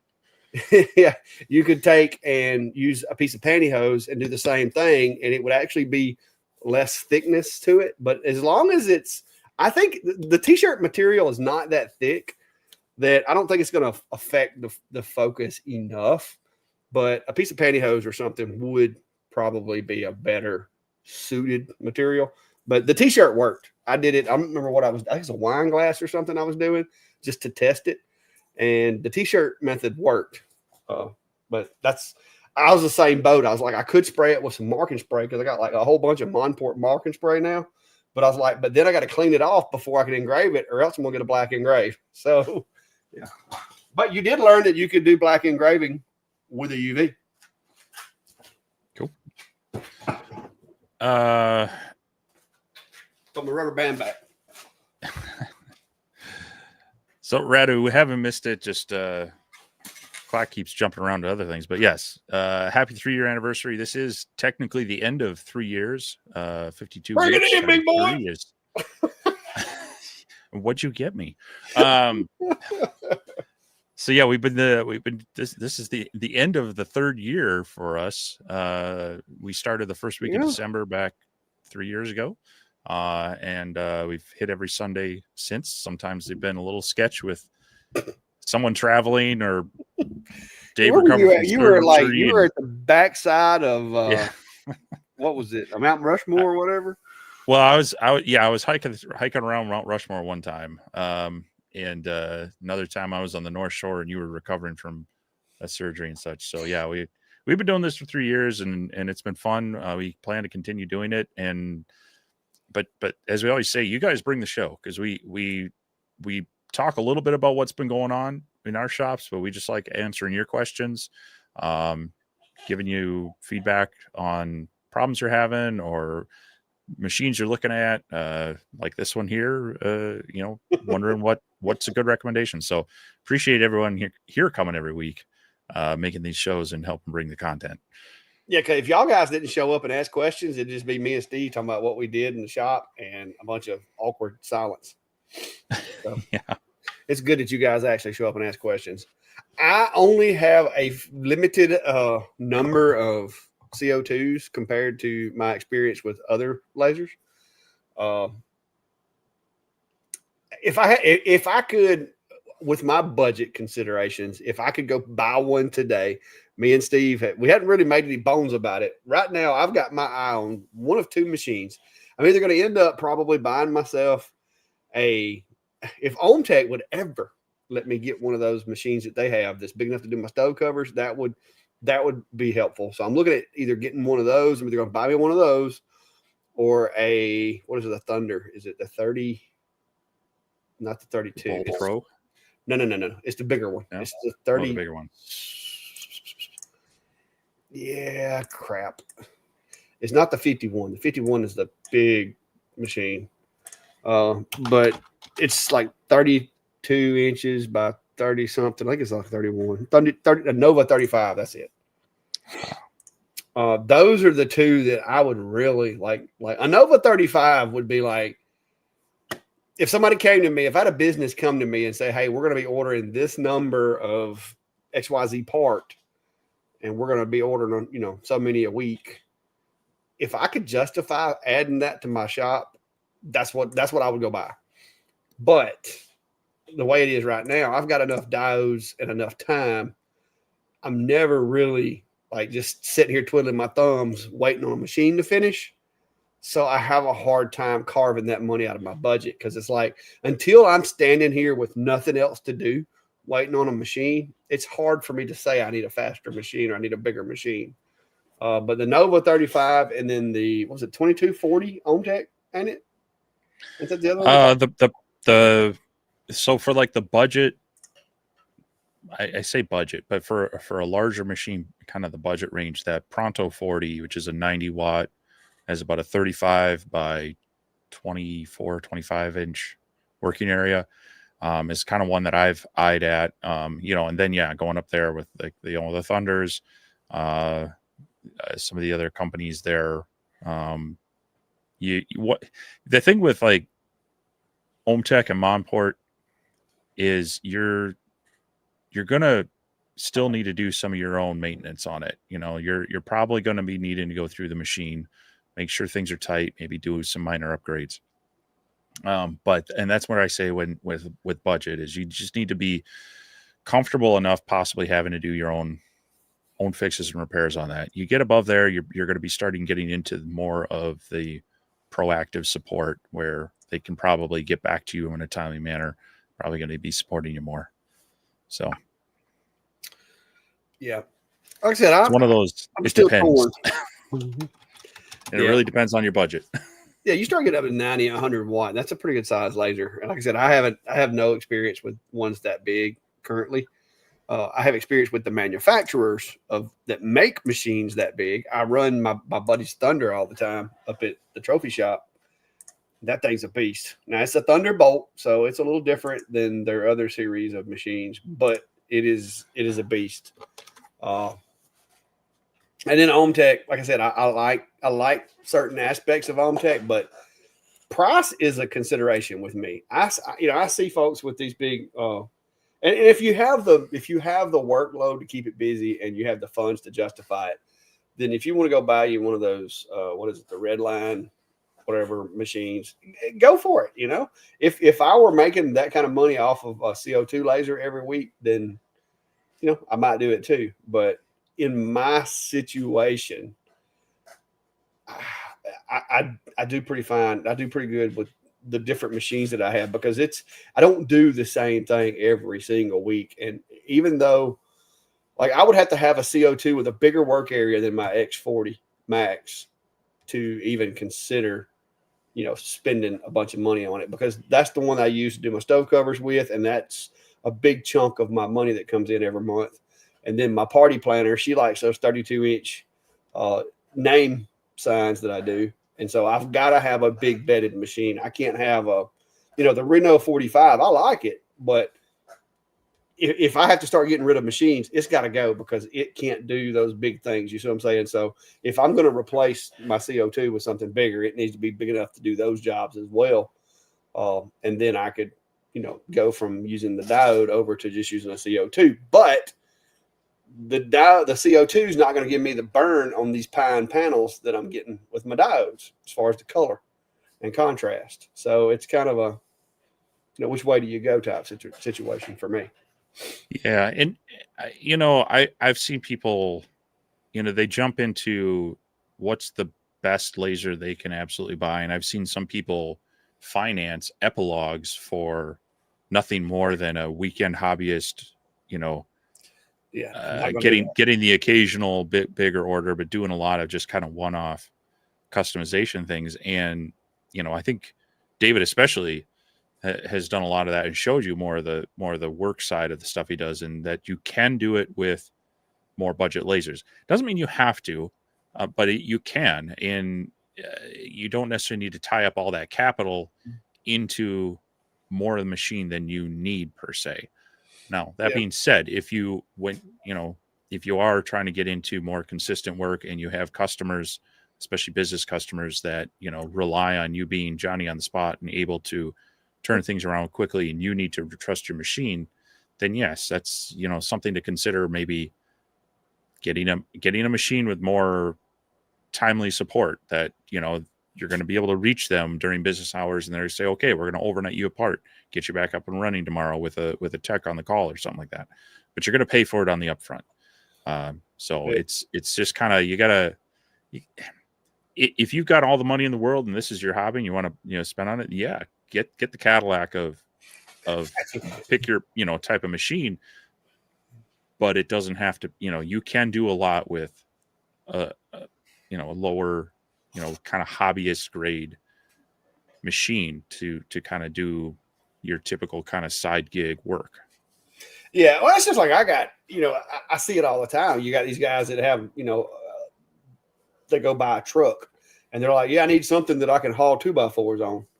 And they show up with this freaking platinum F350 or F350 King Ranch edition. It's like, dude, how many 2x4s are you hauling at a time every day? I mean, seriously. I mean, and, golly. and I'm over across the way in my minivan loading them up.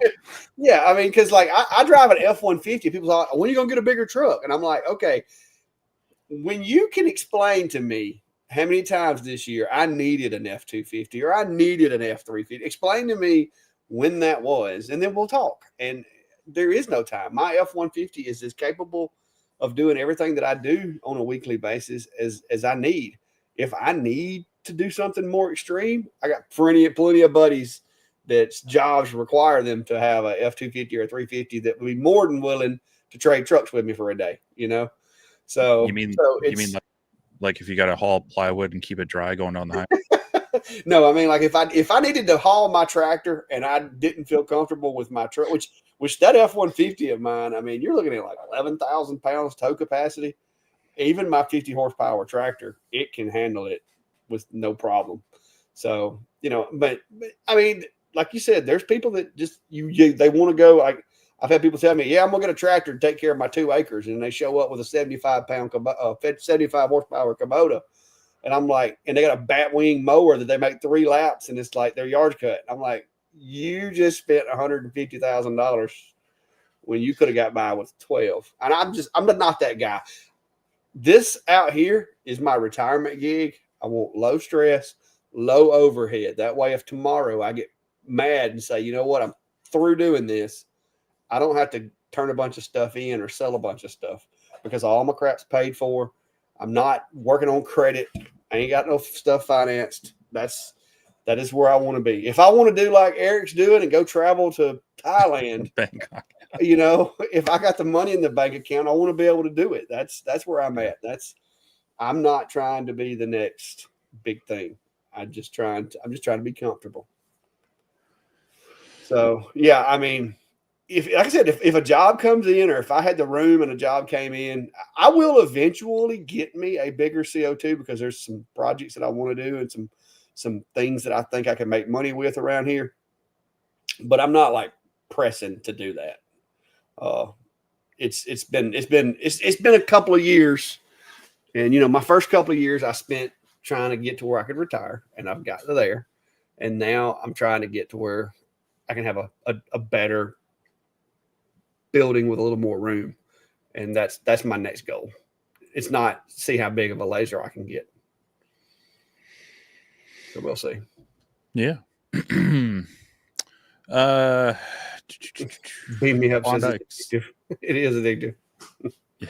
Klondike's asking, how are you liking the Flash Forge? And so that's the one sitting right there. I did put out a video on it a little over a month ago on some prints I've done with it. It is a pretty good budget multicolor printer.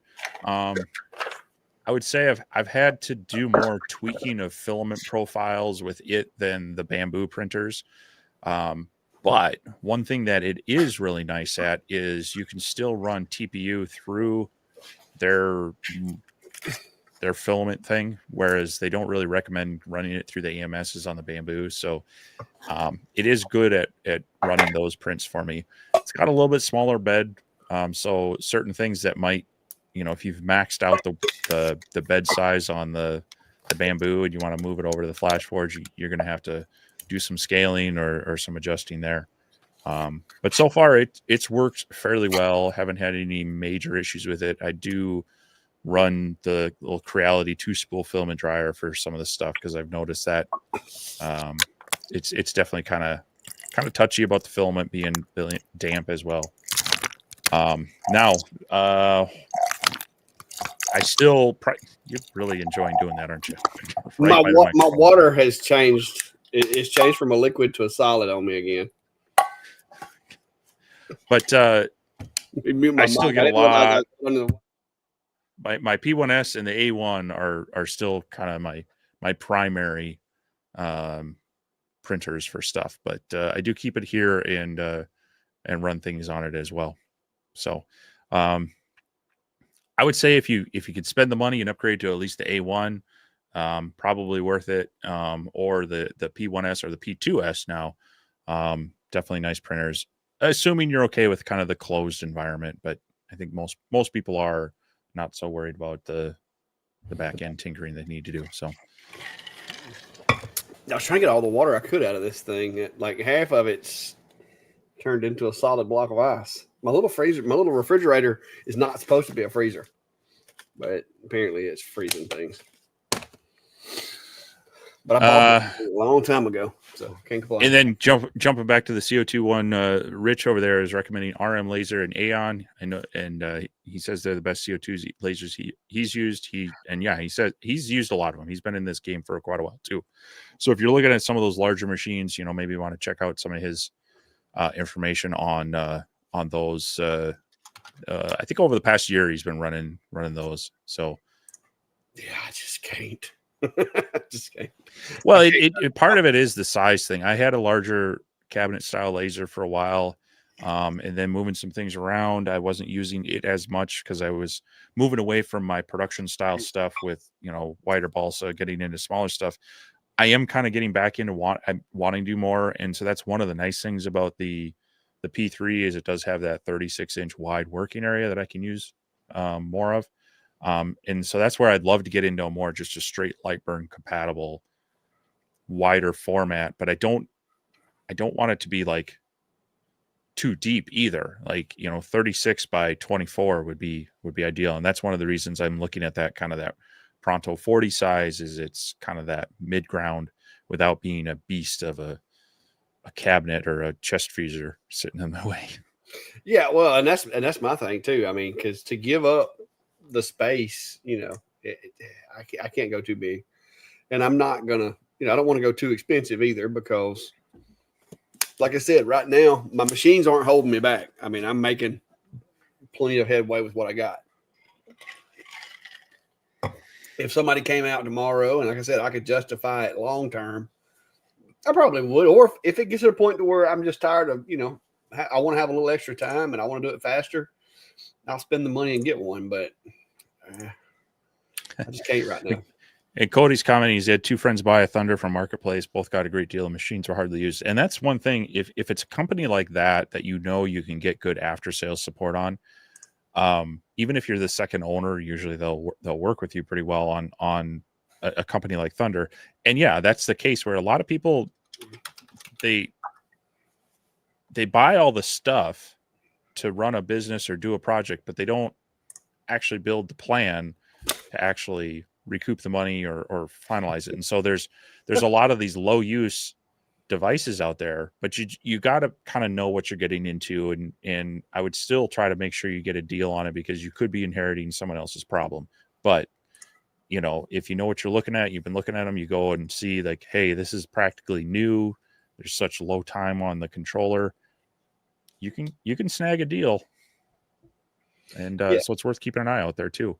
Yeah, this one right here has had my attention for a couple of weeks now. It's up outside of Nashville, Tennessee, and you can see that it's got a lot of standby time on it, but the actual processing time is 43 hours.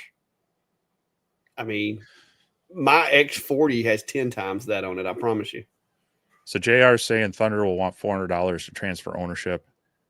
And so, factor that into the price. You want to make sure that you're still getting a deal, not buying it new, possibly inheriting someone else's problems. But sometimes their problem is your quick fix. I say, I just really don't see where, like I said, as long as it's low hours, I'd be willing to take my chances with it. Like I said, but I don't know. I don't know where my situation is going to be yet. It just depends. Because I've got plenty of machines in here. I can compact some stuff and move some stuff around and make room. But I just, like I said, right now, I can't really quite put my finger on why I need a bigger CO2 right at the moment. And I got to come up with a justification for it. It's got to make sense to me, because if it don't make sense to me, I'm not going to be good with doing it. Vaping with K-Dog's asking, what do you guys think of the new EM Smart Dual Laser with MOPA? And so they have they got 30-watt MOPA and 20-watt diode. It's currently $3,000.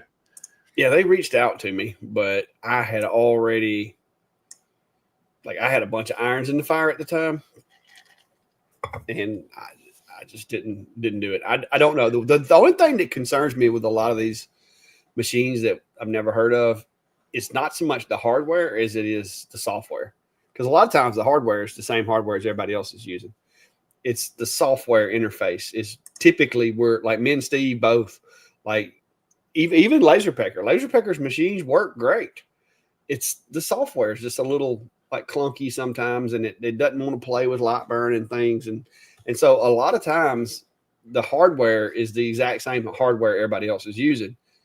It's just what software controls it. And that's where you wind up getting into tripping hazards. So, well, and there's a lot of these dual source lasers out there, and these larger ones, like the F1 Ultra, the F2 Ultra, the Ohmtech Solus, they're really not portable. We've talked about this in the past. Can you move them around? Sure, but they're not really portable. So if you're looking to add this to your shop, my question is, what good is the 20-watt diode in that for you? It's a lot of power to throw at engraving. Can it cut? Sure, but it's not going to have air assist, and it's going to be having that galvo style swing in the beam. So all of your cuts are going to be, at an angle. I just don't. To me, I would look, if you're looking to get a MOPA, get a MOPA. yeah, spend your money to get the best of that you can, versus the dual source ones. I don't find myself needing the blue light on those types of lasers. Now on the F1 or the F2 or even the Lumos, those are kind of nice because I consider them portable and allows you to do more material on site. Now, again, you got to be making sure that wherever you're doing on site, you're able to do it safely, that you're not breaking any laws running it there, or that you have permission from the venue and such. But that opens up the capability to mark both metal and organics on site. But if you're in your shop with these larger machines, I would stick with a more dedicated machine that's going to do that task very well, because it's easy to get a 20-watt diode in an open gantry frame that's going to do more for you. Probably get a better MOPA for the price, and then just spend a little bit more for a secondary blue diode machine. Yeah. It's like I said, you got to figure out what it is you're going to be making first before you can figure out what machine you need. If you don't have that part figured out yet, you're taking a big risk. And that's my thing is you got to have a direction. And if you don't have a direction, get that before you start spending a bunch of money. That's the reason there's so many of them on Marketplace. And it's because people will tell you, and I see the thumbnails. Make $10,000 with this project in a week. I see that. And yes, if you're in downtown Los Angeles and you've got 10,000 customers already established, or you've got a storefront, or you've got businesses that you sell to, is it possible? Absolutely. Can 99% of the population of this country do that? No, they can't. This is like me. And that's what I'm trying to get Klein to come on and do a live, and me and him sit down and talk about his business, because I can use my, the way that my business is known around town, I can leverage a lot more profit from the exact same project that Klein does. I can sell a lot more of them because I've already known in the community. I've already got people that'll share my stuff on Facebook stuff. And I've been coaching him for the past year or two on how to use social media and stuff like that to expand his footprint and, get more bang for his buck. And like the other day, he sent me a picture. He's like, "Hey, look at my latest project." And I'm like, "That's cool." He's like, "Yeah, I'm fixing to start selling them." And I'm like, "Well, how much you selling them for?" And he told me, and I'm like, "That's a little cheap." And he's like, "Yeah." He said, "But I'm still making money." And I'm like, "Yeah, but you could do better." He's like, "I think I'm going to go with that." I talked to him yesterday, and he's made like 150 of those things. And he's like, "Yeah, I probably should have priced them a little higher." I'm like, "Dude, if you'd have went one more dollar, this past week, you'd have made $150 more than what you did." And people don't bat an eye at one more dollar. And so those things are things that people, you know, to me, figure out what you're going to do, and you don't have to have an expensive machine to make money with it, because low overhead equals high profits. I mean, the bigger you can make all the profit in the world, but if you've paying payments on a laser every month, it's not going to stay in your bank account. Whereas the guy that bought his laser off of Amazon and paid cash for it is keeping his money in his bank account, saving for his next laser. So it's two different perspectives. And I try to not get caught up in the latest thing. You want to know how many times I put a P1S in my cart and took it back out on Amazon? Because the old P1S is like pretty cheap right now because they come out with a new one. And man, I've put it in my cart and took it out. Put it in my cart and took it out because I'm like, I can't justify it right now because my A1 is doing me a good job. So you gotta think it through. That's my only thing. I don't want to see nobody get burn out or get a bad taste in their mouth from the hobby because somebody talked you into making a bad decision on a purchase. Because it will. If you got that pressure every morning, hey, I got to make so much money today, you're gonna flop it. I mean, nothing will cause you to screw up more than trying to be in a hurry and trying to establish certain thresholds. So here's got Beam Me Up says question about UV printing. How good are these new models? I've seen your engravings in the crystal, and can the engraving actually fail in the crystals or UV Depends print? on your settings. Well, he's saying UV printing. Question about UV printing. Yeah, I think probably engraving. Yeah, I mean the crystals. Yeah, you can screw it up. I mean, you got to have the right settings. Now, I have found that most of the distributors of the machines give you settings that work. I was playing around the other day with some of the settings, and I did explode a crystal. But but it was on a different setting, and I was experimenting. But yeah, I mean, the biggest thing with with some of the machines now, I do like the way X-Tool did their little base that they sell with their machine.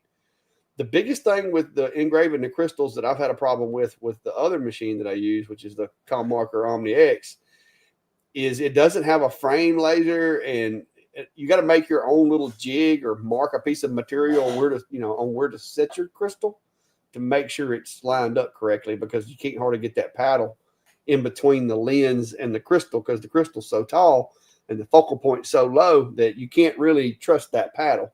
So bonus points to X-Tool for having the camera and the little base that they have that kind of helps you position your crystal in the middle of the work area. That seems to be working pretty well so far. You just have to measure your crystal, set the little base up, screw it into the bed of the machine, put your crystal on there, and it's perfectly centered every time. So that they did good on that. And that's the thing with X-Tool. And people can talk bad about them if you want. I mean, they are pricey. They've had their trips and falls, but they try to make their software to where they hold your hand through the process and make it simple.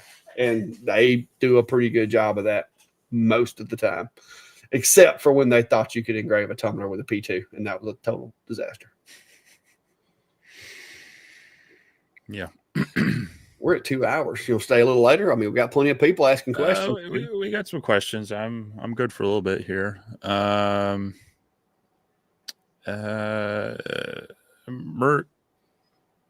Esports is asking actual thoughts on the UV Make E1. I backed the Kickstarter, but how are things going?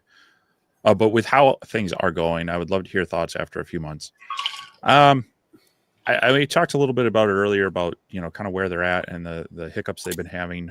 But as far as actual use, if you're looking at a UV printer, I would make sure you have some pretty consistent business with it.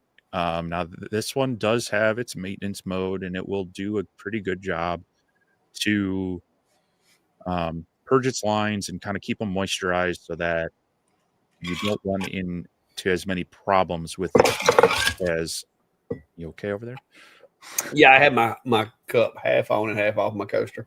Um, so case in point, I didn't use this one for probably a good month, and did have to run some decals. So they have a roll sticker, and so I ran some decals for a friend and made some of my own, and it does do that pretty well. But getting it spun back up, I had to run a number of color calibration sheets just to run the ink through a little bit.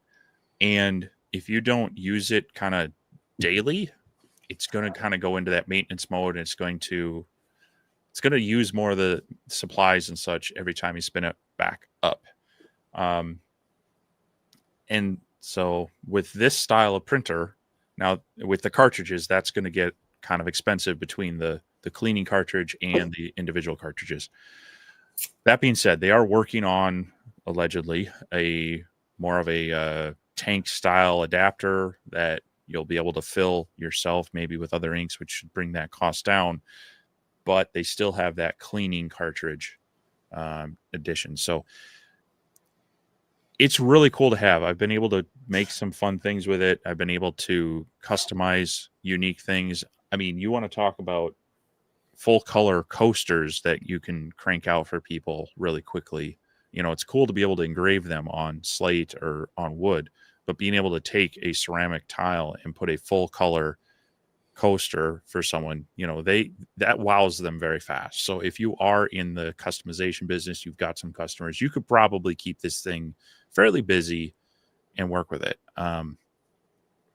You know, there are other more commercial ones out there, but they come with more maintenance. This one is kind of targeted at that more smaller business hobbyist, but with the caveat is you're going to spend a little bit more on the ink, and that maintenance cycle is going to it's going to be a thing. So I you know, on the backside, Eufy has been working with the testers and trying to make sure they get the bugs out. I feel for everyone that's got money tied up into it. And I really hope that they've kind of are coming to the end of their troubles and can really focus on production soon. Because I think once people start getting these in their hands more, you'll see some cool stuff being made and people will start enjoying them. But I completely understand people's frustrations with them right now. I mean, I can't even consistently get ink for it and or some of the supplies like these transfer sheets. You know, I'm struggling to keep. I haven't been selling it as an option to people because I can't know that I will have the materials and the supplies to be able to deliver all the time. So, yeah, like I said, I'm glad they're fixing the problems, but I understand that, especially after such a big push out of the gate and everybody getting excited and getting all the hype built up about it, and now it's just kind of like it let the air out of everybody. So, but yeah. like I said, I'd rather them go ahead and get the product fixed before they release it than just throw it out there and then say, okay, never mind. You know, Eufy doesn't exist anymore. So, you know what I mean? So it's good. It's good and bad. It just sucks that everybody was all like, yeah, I'm going to make some cool Christmas presents this year. And it's like, okay, maybe my Christmas presents are going to be next year. You know, because I mean, you would have thought by now you could have, and like you said, you can't start selling the stuff that even with yours because you can't get the materials for it right now. So yeah, but I think they'll get it worked out. I mean, it's a big company. Belly Goat says, in case you didn't see earlier, any ideas how to get the honeycomb attached? I'm not sure what machine we're talking about. Says it moves around on the blade bed, and I want to remain square for jigs. I had that problem with the Monport, and I think you did too, the Reno. You come up with a 3D printed solution, and I went for a more intrusive solution and drilled holes in it and made myself some alignment pins. Mm-hmm. So 2 different approaches, same end effect. Yeah, my original CO2 actually had the honeycomb drilled through and had some machine screws that then were tapped into the frame. Now, it didn't have the blade beds that stick up. On the Reno, I take out the blades if I'm using the honeycomb because I use that. On that one, I'm doing smaller stuff, so 90% of what I run is going to be on the honeycomb. So I take out the blades. But yeah, creating any sort of fixture point, whether it's brackets or if you've got the space and the tools to drill out the honeycomb, peg it in place or screw it in place, that'd be the way to go. Yeah, set aside CO2 RM. Yeah, I don't have one of those, but yeah, I mean, the more solid and consistent you can make it stay there, the better. Anything is better than nothing. Me personally, it either needs to be like some L brackets that you leave in place, like Steve did, or some pins or something so that you can repeat it. Like if you make a file and you save that file, and then a month later you want to go back and reuse that file, you don't want to have to go through the trouble of lining everything back up. You want to be able to just put the file in there, frame it, confirm that nothing's moved, and hit go. And there is a cattail in front of your face. Yeah, we haven't had a cat sighting yet, so and now he's going to try to rub up on the microphone and be a pest. Our Ron R179 says, "Thank you for answering all my questions. I appreciate it. I've been trying to get on your live for weeks now. I don't know which question that was. I hope we answered it. I hope he's not being sarcastic. Did we answer it? I don't remember seeing the question, Ron. Yeah, we've answered quite a few. So that's yeah, we've answered a bunch of questions, but I don't remember seeing one from Ron. So, Ron, if we missed you, I'm scrolling back up through to make sure he's not being sarcastic. So, Indie Nation is talking about the Flash Forge, and it's open instead of enclosed. If you want to print with higher temp, it's going to be hard. They do make a kit that you end up printing some panels and putting some acrylic in, so you can enclose it if you want, but it is an extra effort. So, but if you do have it, or you buy it because it's the budget printer that you can afford right now, you can upgrade that and make it an enclosed printer. So, well, there's a Ron had a question that I think we may not have seen, but P1S Pro Laser 6-watt engraver. I think we both did a video on that one. Mm-hmm. And yeah, and it's for an engraving machine, it's really nice because it's got some really high detail to it. It'll cut some thinner material. I think I did some tests with like 16th and 1/8 inch basswood. It'll get through lighter hobby grade 1/8 inch plywoods, but it's going to be kind of slow, and they don't have an air assist on it. So, but as far as detailed engravings, yeah, I was really impressed with some of like the tile work, the painted tile. That stuff did really well. I think it had a lot to do with the fact that it had such a small dot size. Yeah. Okay, yeah, he asked that question again. I don't know if that's the same Ron, though, because he asked it again down here. Yeah, I don't know if that's the same Ron, but Ron, if we missed your question, and anybody, if you asked a question and we skipped it, overlooked it, whatever, which happens, feel free to post them again until we get it. And if we don't get it during the live, you can always email or message us on our pages, because I know me and Steve both answer a lot of questions throughout the week. And try to. Both of us, our email addresses are public. You may have to like click a little prove your human box or whatever. But both of our email addresses are out there. I know I have a contact us through my website as well as the Facebook page. And so if you have any questions, feel free. A lot of times, though, the laser engraving community page that we've started, there's a lot of these guys that are in there that know a lot of this stuff that can answer your questions. A lot of times quicker than me and Steve, because we do stay busy a lot of times. And so the two of us may not come through the group or the chat or whatever as often as some of the other guys that, may just happen to be in there that day. So yeah. Oh yeah. He said it was the F2 glass focus and tips for getting a picture frame glass for testing. Okay, cool.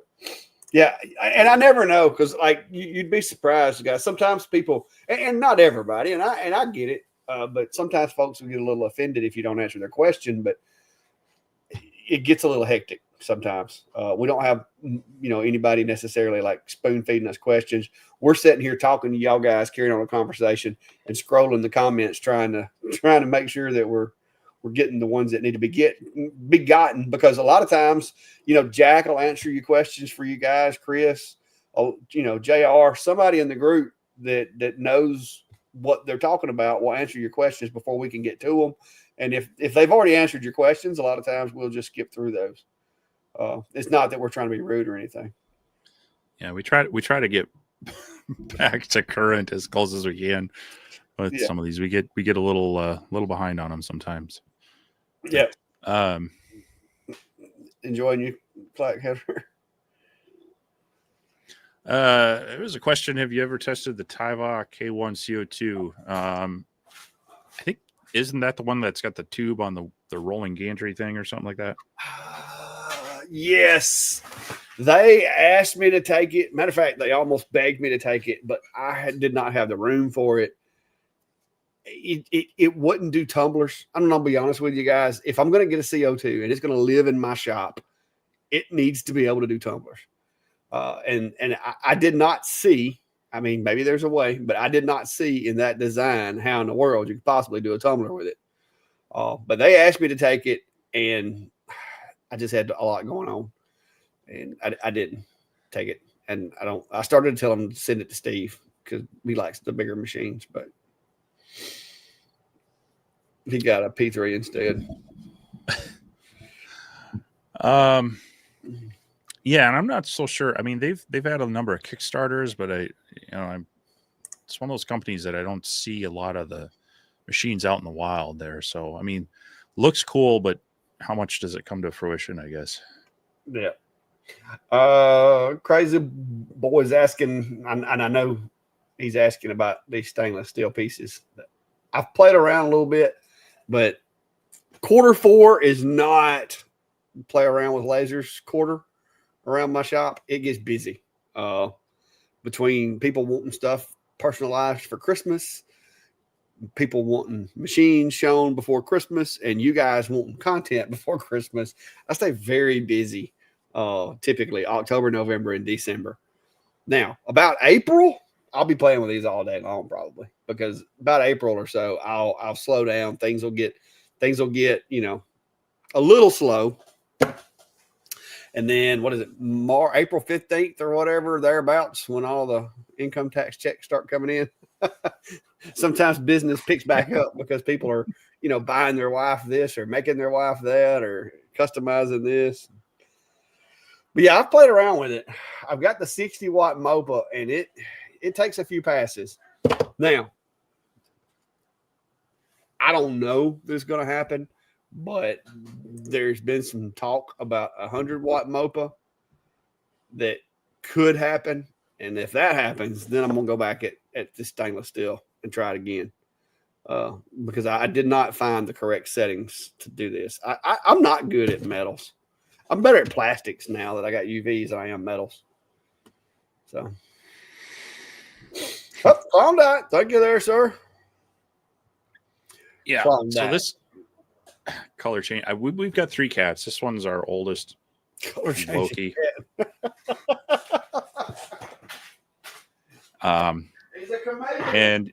And he's either really friendly or really hungry. Either way, he comes and bugs me. So the other 2 are twins that we adopted all of them from shelters. I'm a huge supporter of our local animal shelters, and so we got him. And then our older cat, before we had him, passed away, and he needed some playmates. So we found a couple of twin orange cats, and they are something else. When they say they share one brain cell, sometimes that's true. Yeah. Sleepy Hollow's got an interesting one. Have a Monport CO2 laser. The laser is not shutting off during travel motions, even during move from home to origin at startup. Power supply issue. It very much could be. I've seen that before with power supplies. What software? Just kind of curious. I mean, have you tried multiple softwares to make sure it's not like an error? Because I mean, if it was power in the tube the whole time, got stuck, like the on switch got stuck on, I've never seen it. But then again, like I said, my CO2 knowledge is limited. Yeah, I would be I would be looking at that power supply definitely. See if there's if you're having any erratic powering issues, you can check your wiring. That's always something to check. But if it's staying on when it should be turning off, that's often a power supply issue.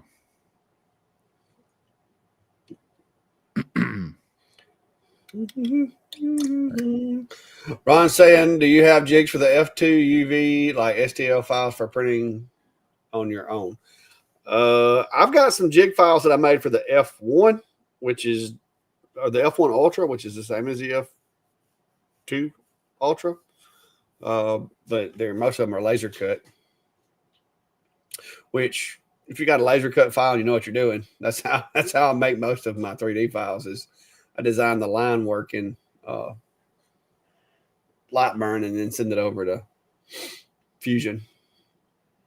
But I know what's his name. Sam makes a bunch of jigs and stuff also for the F2 Ultra or F1 Ultra. Steve Massey is asking, can you laser engrave with F1 2-watt UV? Well, the F1 has a 2-watt IR.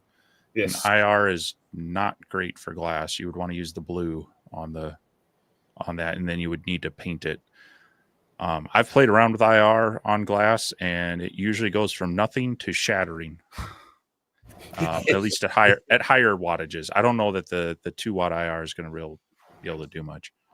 You'd be faster to use the blue. Yeah, because the blue is going to have as good of effect, if not better.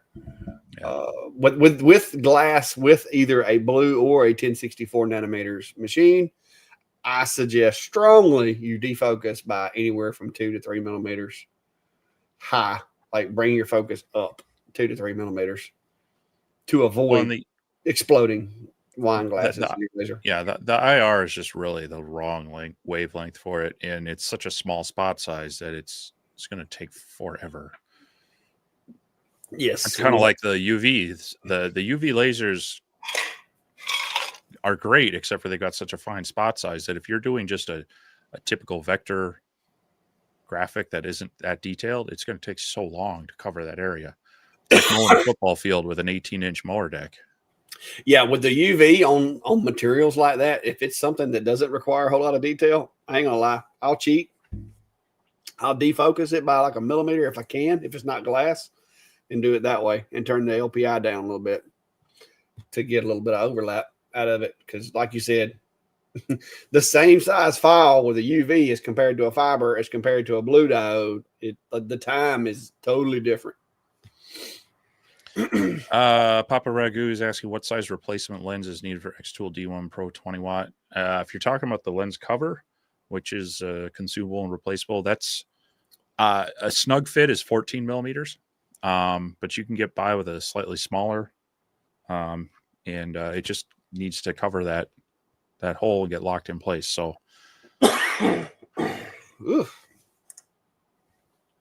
Sleepy Hollow says Lightburn also comes and goes. So, yeah, it sounds like power supply.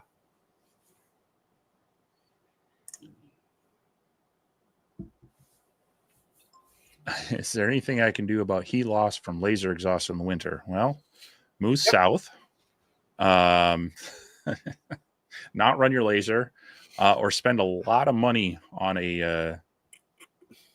You could try a heat exchanger setup to try to recoup some of that heat. Or if you're trying to vent or use a smoke purifier, just expect to spend a lot of money to do it right and do it well.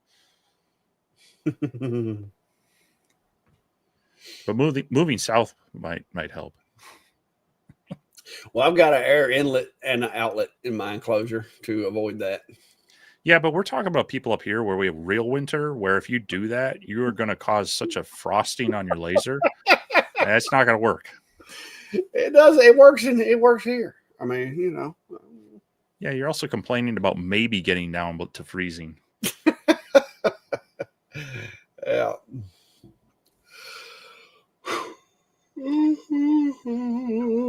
Oh. Let's see. Ron says, where are you guys going to source your canine crystals from? Well, So far, I've got them from Amazon, from a couple of different shops, and from Com Marker. Because the X Tool doesn't have any right now. Because when they sent me the machine, they're like, "Hey, here's your machine, and here's some links to Amazon where you can find some canine crystal." So I'm assuming that eventually X Tool will carry some, but I think the market has exploded to the point to where I don't think the canine crystal infrastructure was up to snuff, because it's been a little slow getting them, but I think it'll catch up here in the next little while.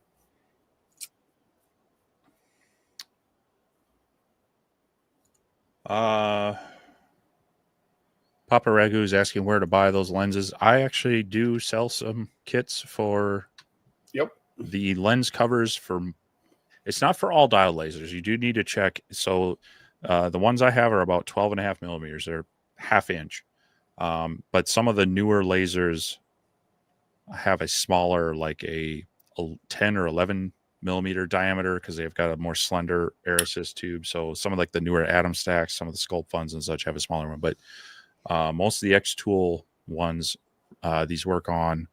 Your new Alien Cell looks like it would work on the Rolly machines they work on. And so you're replacing the glass inside the brass cap that holds it in place there. And so I provide a kit with some O-rings and such to make that happen. And I've got a video on that as well.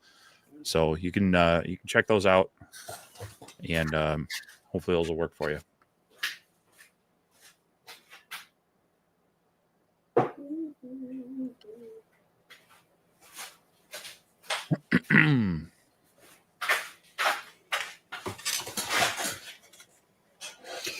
So far, this is one of my Amazon crystals that I bought, and it did good. So I haven't had any problems. Like I said, the canine crystal, from what I've read, and I've just been doing a little bit of research, it's a man-made product, and I'm gonna be honest with you, I suspect that this crystal was probably manufactured in the same plant as the ones that Com Marker sells. So, but yeah, so far I haven't had any crystals that didn't work. I will tell you this: it has to be canine crystal. It cannot be acrylic blocks or glass blocks. Those don't work. It's got to be canine crystal. Yep.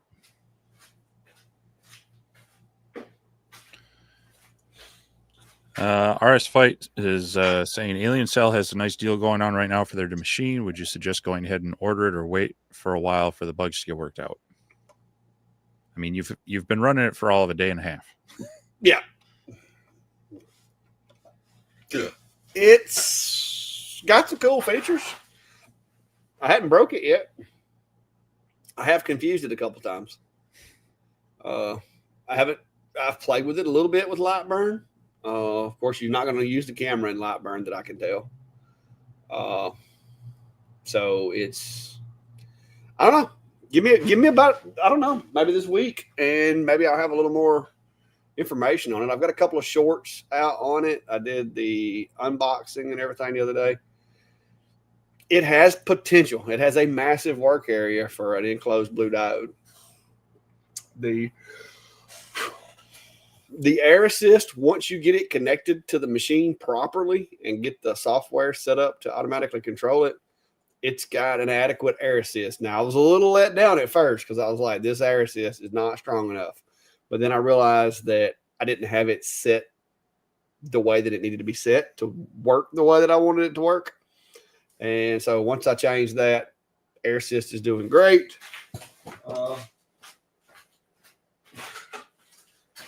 This is some of my testing. This is just some of my rugby plywood. This isn't any kind of special plywood or anything like that. It done a nice dark engrave on that.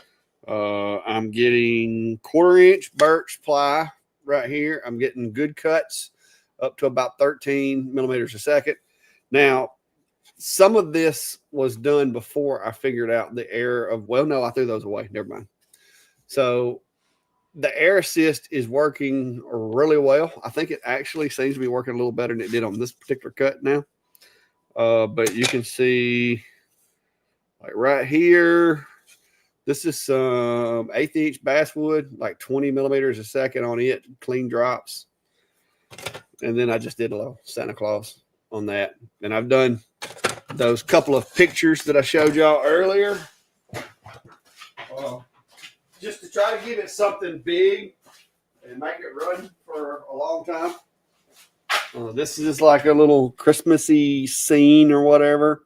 That little drip right there is because of my nozzle on my polyacrylic. But this is like some kind of chipboard or MDF type stuff. But it did a really good job of maintaining the engrave. Their software, I'm having to learn their software. They've got a bunch of settings like for images and stuff that I'm not used to having. So I'm having to try different ways, different techniques. And if you notice, like on this one, like the sky is more white and it's not as brown. It's because they have a setting in there to where you can actually remove, like you can change the number of, like it starts out with like 256 variations of black, I guess, and you can reduce it to where basically it raises the contrast is what it boils down to. It's like there's either black or white. You can go all the way down to like 2. And you can remove white space. So it's got some cool features that I haven't quite figured all out yet. But the machine's kind of in the early stages of getting ready to release it. And I haven't even got any paperwork from them yet. Like, matter of fact, I got an email at 7:30 that basically says that they're going to send me some information on the machine in 1 or 2 days. So I mean, I got the book that it came with, but as far as like any tutorials or tips or what's coming or what they expect to develop, I know nothing. I got an email saying, hey, I'm with Alien Cell. We want you to take our machine and try it out and share it with your audience. Would you be interested? I responded back, yes, I would be interested. I've seen it. It looks like to be an interesting machine that my audience might like. And they responded back with shipping numbers, and then it showed up. That is literally how that went down. Like, there has not been an in-depth conversation, and I know some people do, and I'm not saying that I won't ever, but I don't make a habit of reaching out to companies and asking for things. I wait for them to come to me, because if I reach out to them, then that gives them the bargaining power as far as like to put stipulations on it or whatever. But when they come to me, the bargaining power is on my side. And so one of the things that I did tell them is if they send it to me, I wanted the 40 watt, and I got the 40 watt. So, you know, it just puts you in a better position to me to be able to do the review if you don't go in it like losing negotiations. And if I'm asking them to send me the machine, I'm already losing the negotiation. So, because I had plenty to do without it, but I do think it's an interesting machine. I love the fan. Well, that's the fan. I just took it off. Now it's a little dirty. I done blew them out one time, but it has pre-filters in the fan, so that like you take these little sponges out. I blew them out with an air hose, but I mean it's just a sponge. You could technically clean it like in the sink or whatever. And another thing that I was noticing too is you could cut those with a laser or whatever, just cut you some new ones with some other material if you wanted to. That one's a little dusty. But yeah, but this fan can be snapped on this way or snapped on that way. So if you want your exhaust going one way or the other, and you literally, all you got to do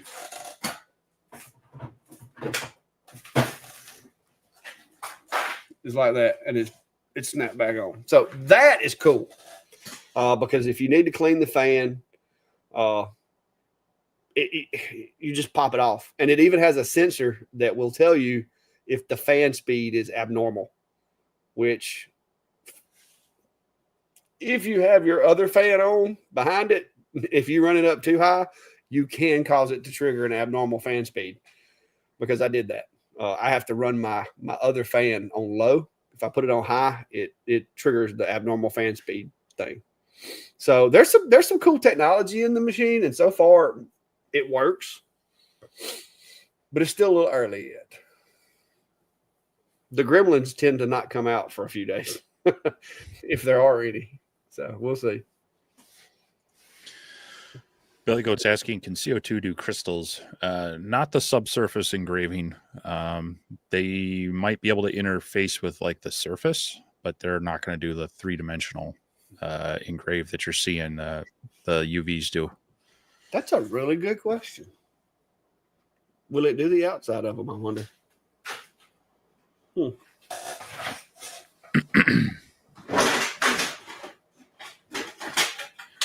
Do you have LG's asking best settings for light burn for engraving on glass with an Acmer 10 watt diode for that frosted look? I don't know that I have any 10 watt stuff. It depends. But the best thing to do is if you've got a Dollar Tree near you, we mentioned this earlier. They sell like 5x7 picture frames that have a glass panel in them for like $1.25. And then you're going to want to use, your binder. So a lot of people use the tempera paint or the marking spray or even spray paint, get a nice coat on there and run a material test on that. I will say that, you're probably, with the 10 watt, you could be a little bit higher, but, too much power and it's going to crack. The other tip to do is to defocus it by about 2 or 3 millimeters. So like if you've got some 1/8-inch material, just focus at the top of that. So it raises it up and it brings that focus point out of focus just a little bit and it won't be so harsh in one spot. And that'll help you get that frosted look. But running a material test on it is going to be kind of the ideal thing to really dial it in. I've got a video where I talked through this, doing it with my X-Tool S1 40 watt. So you could kind of surmise some approximate settings from there. Maybe slowing it down by a fair amount, but I don't have any off the cuff settings for a 10 watt right now. But that would be my tips on how to dial it in.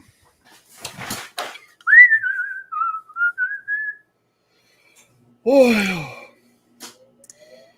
fixing this. Hector TX is asking, what are your thoughts on the new X-Tool P3 lasers? I've had one for about a month. I did do an initial video on it, kind of talking through it and running some tests on it. It is nice to have, the 80 watts of power and kind of the built-in deeper working area. They have what they're calling their automated creation system. It'll do a lot of things for you. So if you turn that auto mode on, it will do a pretty good job about detecting the material, auto measuring its thickness, raising the bed up.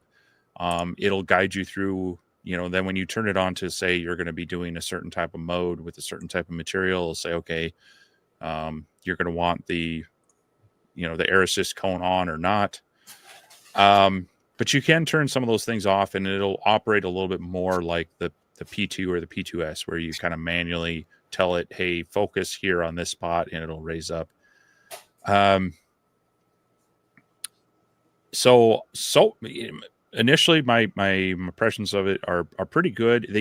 Their software does limit the speed of the cut to, I think it's either 200 or 300 millimeters a second. And so if you're doing real lightweight material, so I was trying to cut some, it was like 1/8-inch or thinner balsa wood, and I was maxing it out on the speed. So I actually backed the power off, where I know I could have gone faster if I had maybe a more standard machine that wasn't kind of governed like that.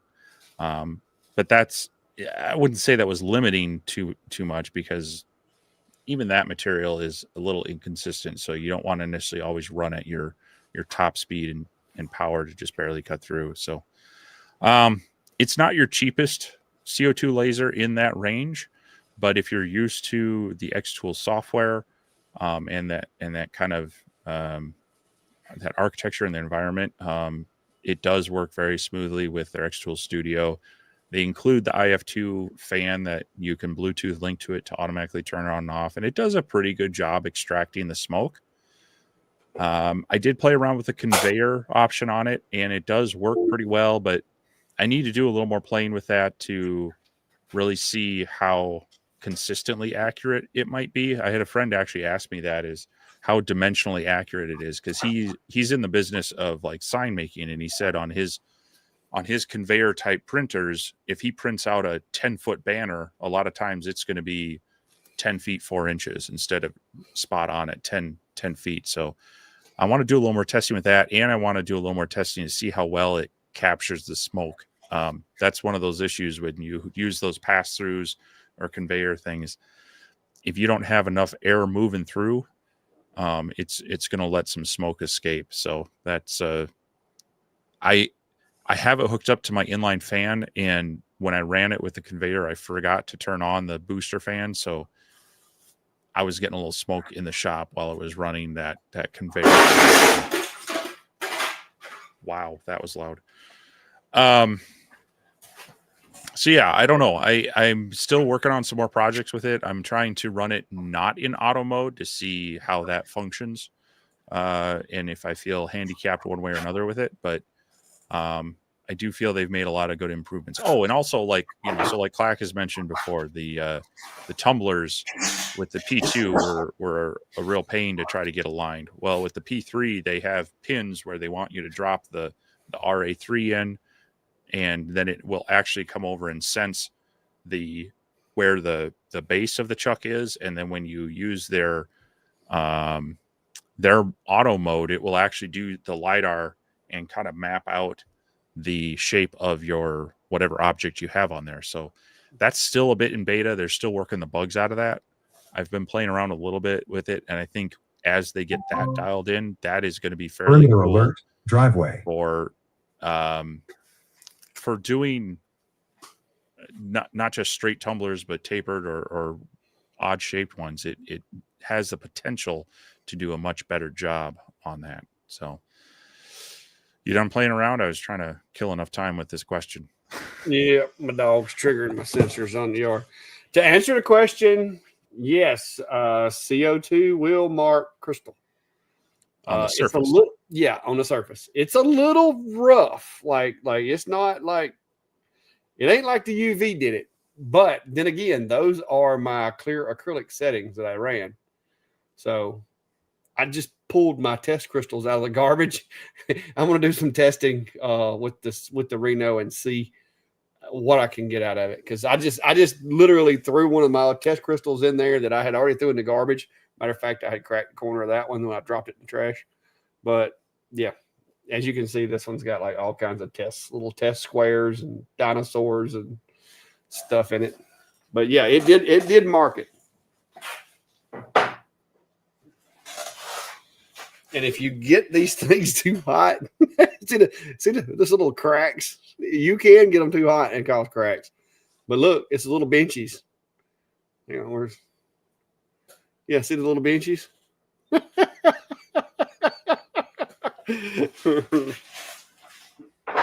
It was a readily available 3-day file. There's a benchy in that one that got cracked. Yeah. That's the thing too with these machines, guys. These are just a few of my test crystals. There's another little benchy right there.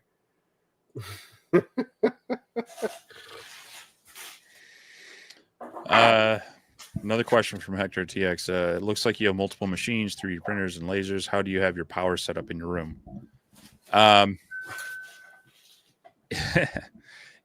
Down here, I'm cautious not to run too many at once. So in here, I do have multiple machines, but I'll usually only try to run a couple of them at a time because this room does really only have 120 amp circuit.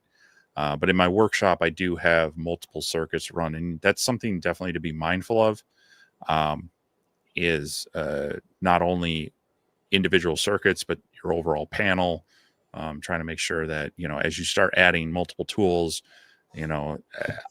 table saws are a huge amp draw at startup. Same thing with dust collectors and such. So if you have traditional tools and you're running your laser, your CNC machines, those are fairly sensitive to power, you maybe want to make sure that you can try to separate those out on circuits, and or definitely try to run UPS with an inline power filter on it so that it will deal with those dips and those surges as you might turn on a higher powered machine while it's running.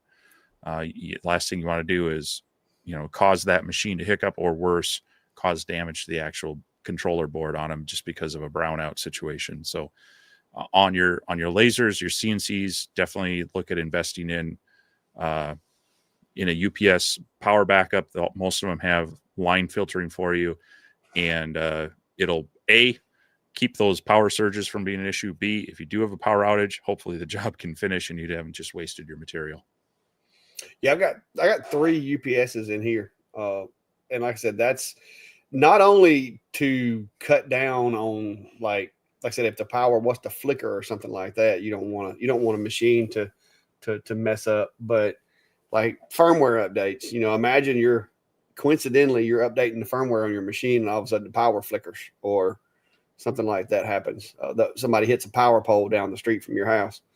So a UPS is not a bad thing to have in your shop. Now, me personally, out here, I just kept adding circuits, but currently I am maxed out in my main box out there because I have so many. Like, I've got a whole bunch of 15 and 20 amp circuits, and I've got 2 or 3 30 amp circuits.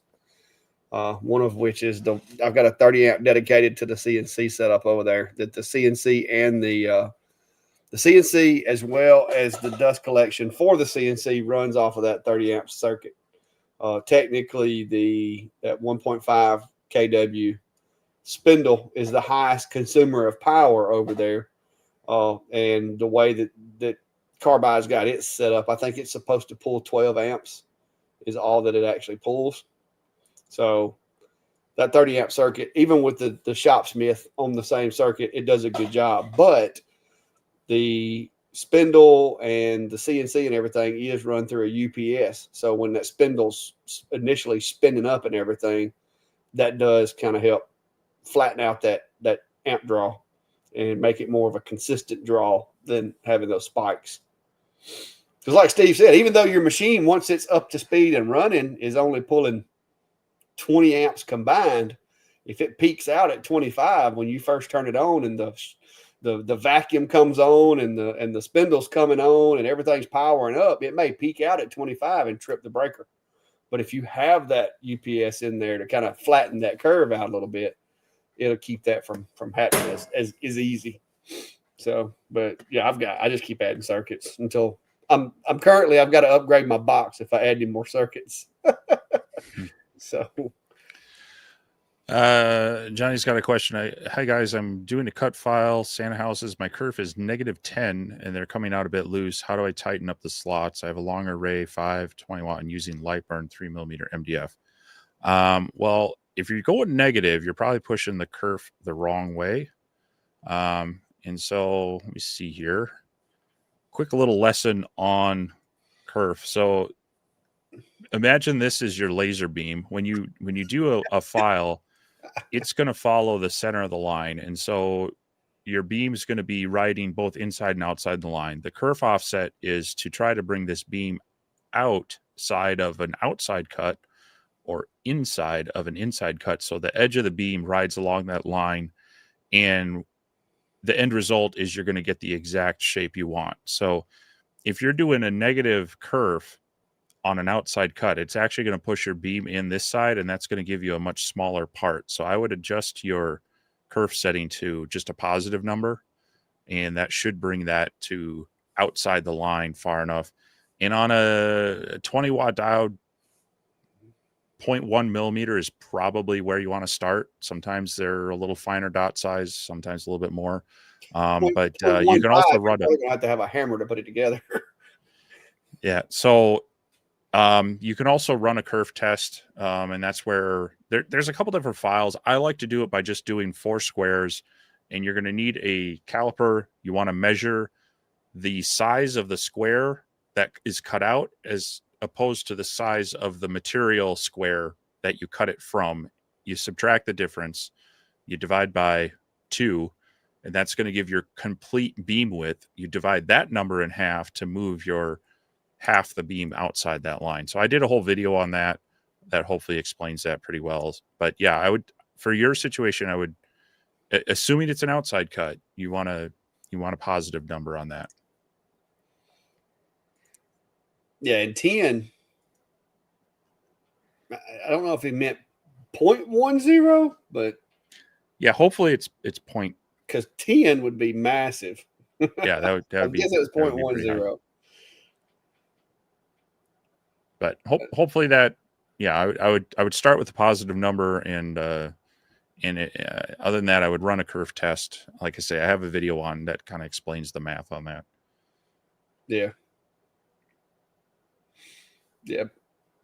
Typically, when I'm making box files or anything like that, even all the way up to the 40-watt lasers that I run, if I do it, like if I go to boxes.py, if I want to have to like take a rubber hammer to get it to go together, I'll do like a 0.15. But if I just want like a easy to slide together, maybe it's going to take a little dab of glue, but I want it to just slide together easy, I'll usually just do a 0.1. Mm-hmm.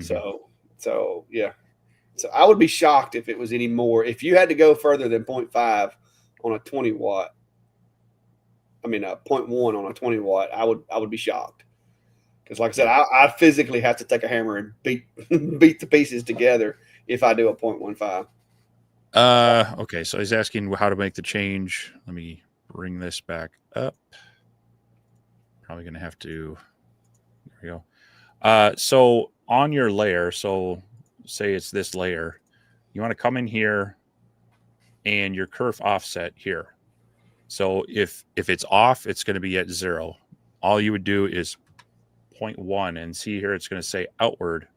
If you have negative 0.1, that's where it's going to say inward. So just double click on your layer, come to kerf offset, and 0.1 should be all you need to do to make that change.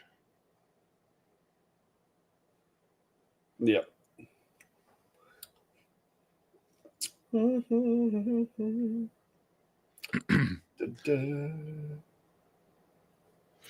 Yeah, Lightburn, they actually just published a video on that one, I think, too. They it makes a series of boxes, and then you slide it to one side, and then you kind of measure that, and it'll I think it even puts on there some measurement ticks. But yeah, it's got like a ruler built into it too.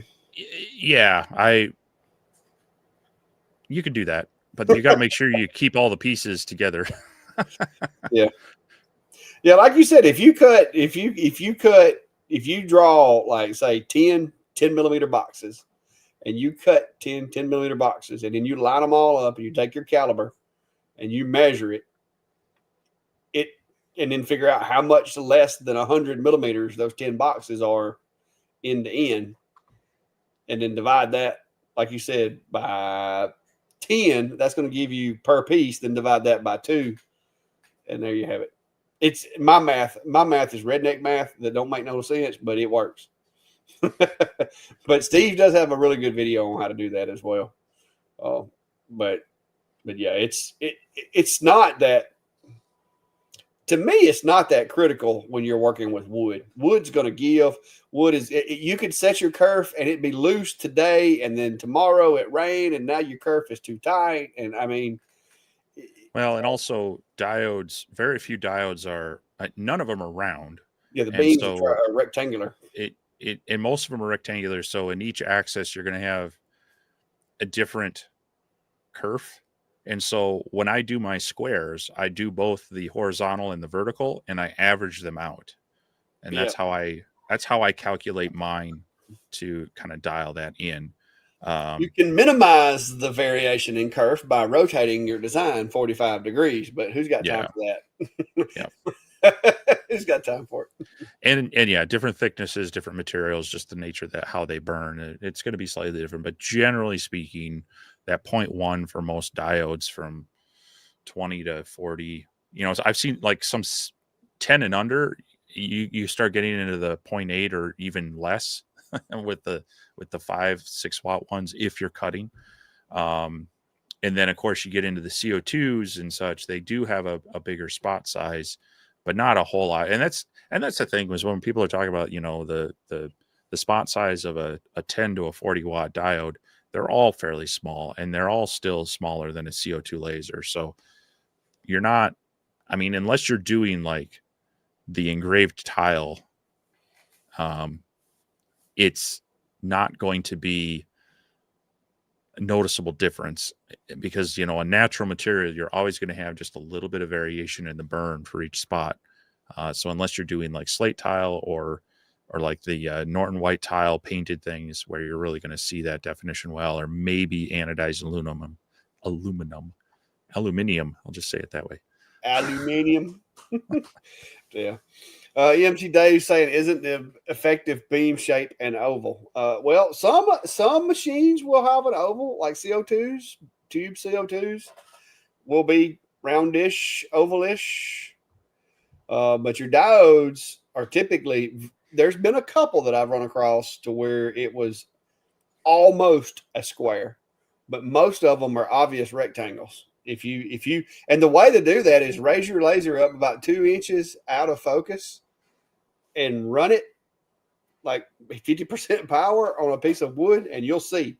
You typically, if it's no matter how many, what size it is, there's going to be, it'll make 4, 5, 6, 7 lines that'll be like, as it's typically on the Y axis, they're going to be narrower than they are, or on the X, they're going to be narrower than they are on the Y.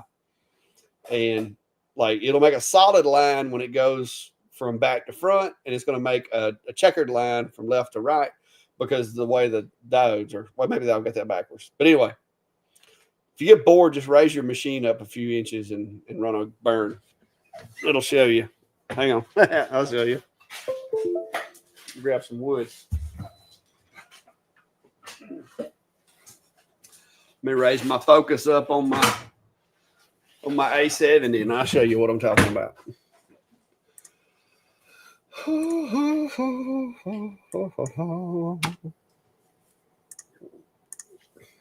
Let me home this guy. I did turn it on, didn't I? Yeah.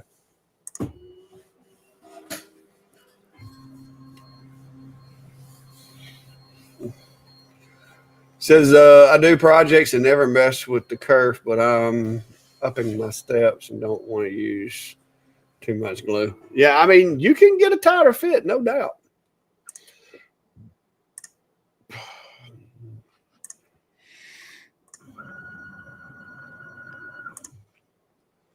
Show y'all something cool. There it is. All right. So what I'm going to do is I'm going to draw a little square rectangle-ish thing right here. All right. And then we're going to set this to a line. I'm going to run it kind of fast. I'm just going to set it at 50, and we'll do 25% power because I don't want to set the place on fire. And let me frame that, make sure I got it framed right. Oh, yeah. I love this setup. It's so accurate. All right, so I'm going to move my Z-axis all the way up. I think I'm already all the way up. Oh, yep, I'm all the way up now. All right, so I got my Z-axis all the way up. And I'm going to run that real quick. And we'll look at the effects. Oh, what the heck? Somebody left their machine. When I did that up, it triggered the limit and it cleared the friggin' 0. Hang on. I'm with you, Radu. I'm going to need a snack pretty soon. All right, here we go. Now it should be good. Dang it, it ain't high enough up.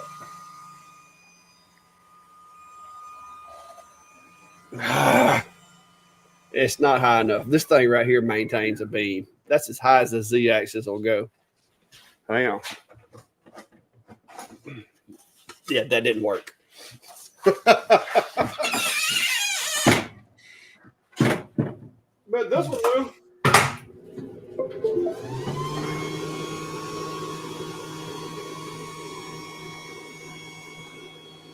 Yeah, Jack. Some of us do have to work tomorrow.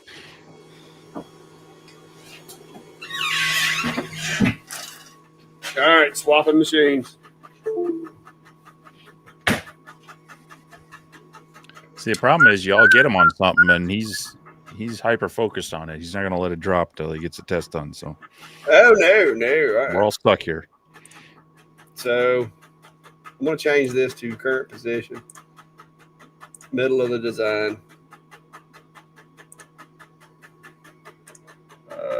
16.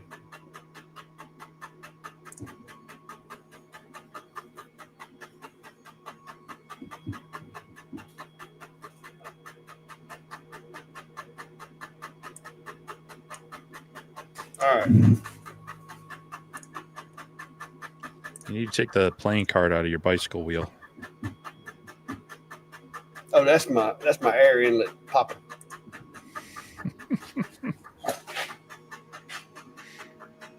Right, this may be too high. This is dangerous. Don't try this at home, folks. Don't try this at home. Whatever you do. It may be too high. Oh, God. It's making me a little nervous. I got it way higher than it needs to be, I think. Let me try it and see what happens. What am I got my setting on?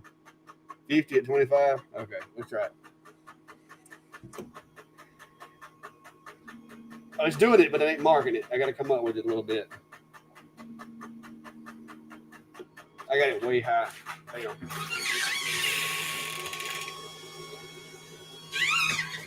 All right, so now we should get a mark, hopefully. No, I might turn the power up.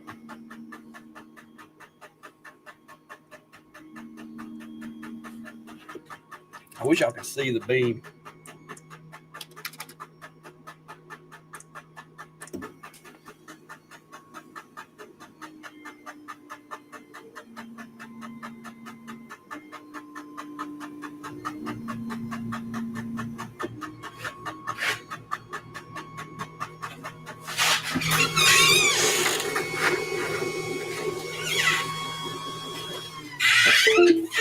All right. So that's what I was talking about. So you can see with this one, when it's going front to back, it's got the little lines. Like each one of those is an individual diode because no matter how hard they try, they're not getting them exactly lined up. And then left to right, it's actually doing like a solid line right there. That camera's not doing that great of a job. Hang on, where's my Logitech? So, a little bit better job. So you can see the lines from the different diodes right there. And then when it goes sideways, it makes more of a solid line. So there you go. Now, I will tell you, if you ever get to where you feel as though your laser is not performing as well as it once did, a lot of times when you do this, you'll notice there'll be like a void. There'll be like two lines, a space, and then two lines. I've seen that a couple of times on some machines, and that means one of your diodes just went bad. He doesn't have WD-40. He's just got glues. Hey, these hinges got some miles on them. But that's what happens when you pull your laser way out of focus. You end up with, like with this one, it's got 1, 2, 3, 4 individual little lines right there. So there you go. Little lesson for you. But as you can see, it is actually, I think, thicker one way than it is the other. But when it's turning, it looks kind of neat. When it turns, it gives it little corners. Anyway, there's that. And 3 hours in, or maybe our last question here, Klondike's asking, what laser are you using for the crystals? Well, it depends. I have used the Omni X 5 watt. I haven't used 10 watt yet. and I've been using the X-Tool F2 UV. I've used both of them. There's one I did.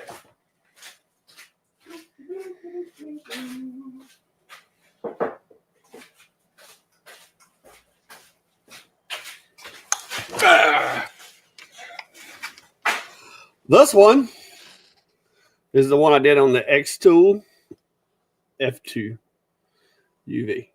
It's got a benchy in it. Yes, that is a benchy. And it printed it nicely. It's just a transparent, semi-transparent benchy, but yeah, it printed it nicely there. So there you go.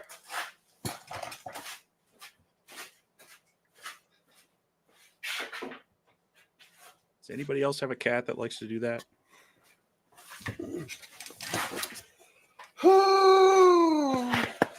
All right. Well, I guess that's it for tonight. I saw somebody said something about bamboo on an X-Tool D1 Pro 21. Test and mo test. If you use XCS, they should already have some settings in there for bamboo or basswood or whatever. But I recommend testing. Bamboo is one of those that you're going to want to play with because it's a booger. It can be a nemesis trying to engrave bamboo. And it's going to be very inconsistent because of the grain of the grass. Yes, burns a different same setting. You'll have a different effect on each section of it. So, yep. All right. Yeah, Steve. Brian's pointing out that you may want to get some sleep since you're contributing to society by having a job. Sucker. All right. Yep. Well, that's it for tonight, guys. 3 hours worth of it. I hope y'all learned something, entertained, whatever the case may be. But yeah, some of us got jobs to go to tomorrow. Not me. By some of us, I mean like some of you guys. I've got a job. It's out here. It's like right here. I'll be right here in the morning at about 7:30. I'll be right back out here. So, but yeah, it was fun. Thanks everybody that stayed late. And what? 3 more weeks. We got our. Yes, we got to start advertising that a little bit. 3 more weeks will be our Christmas giveaway. We're trying to confirm things. But I know we've got a few kind of locked in. Just off the top of my head, I think we've got Laser Pecker back donating. We've got Carbide Shapeco. And we've got Sculpt Fund locked in. We're working with a number of the others as far as what all they're looking to do. So we'll be sharing more information about that. And some of them are offering, some deals as well on stuff. So we'll be sharing that as well. And hopefully you're all getting your holiday stuff wrapped up. And we'll be able to enjoy that time as well. I know some of you will probably still be working up till, well, in Santa's case, he'll be working up till midnight or later on Christmas Eve. But hopefully everybody gets through and gets some time then, and you can enjoy that weekend with us. So, yeah. Well, I got a new job that I had to work on some today. It kind of put me behind on some of my laser stuff. I have been apparently deemed in charge of the music setup and the PA system and everything for the city of Clanton's tree lighting ceremony that is going to be taking place here, I think this weekend. And so I will be there at that event if you happen to be coming through, but I will be on my laptop playing the music for the folks that are doing the singing and stuff like that, because, I did go back part-time with the city. And so they didn't really want to keep me around for my policing abilities as much as they did my technical skills. So I have been volunteered to run the audio video setup at the tree lighting. And so you're the best DJ they could find. Well, I had to get the music and put it on a thumb drive, and I've got a brand new laptop. I know how to work the equipment. I mean, hey, things are tough in Clanton, Alabama. Yeah. So I'll be at that thing this weekend. It's going to be right after the Christmas parade. So if you happen to be coming through, stop and say hey. But anyway, that's all I got going on this week. I got to go do a sound check for that sometime tomorrow. Make sure that all the parts and stuff are still there and working before we get to the last minute. So I'm going to do sound check tomorrow, confirm all my stuff works, and then we'll have a parade and tree lighting this weekend. So that's about it. All right. Sounds great. Well, thanks everyone. Head to bed or head to lunch, Brian. Yeah, I'm gonna commute. Chris, Brian, you can go to sleep. Chris, you go ahead to lunch. I'm tired. See, I'm mixing up names. I sent Brian from Wisconsin to down under, and I'm telling Chris to sleep on the job. You're just transplanting people. Well, y'all have a good one, and we appreciate you. And I'm gonna head home. It's gonna be a long ride. So we'll see you guys. Yeah, we'll see you, everyone.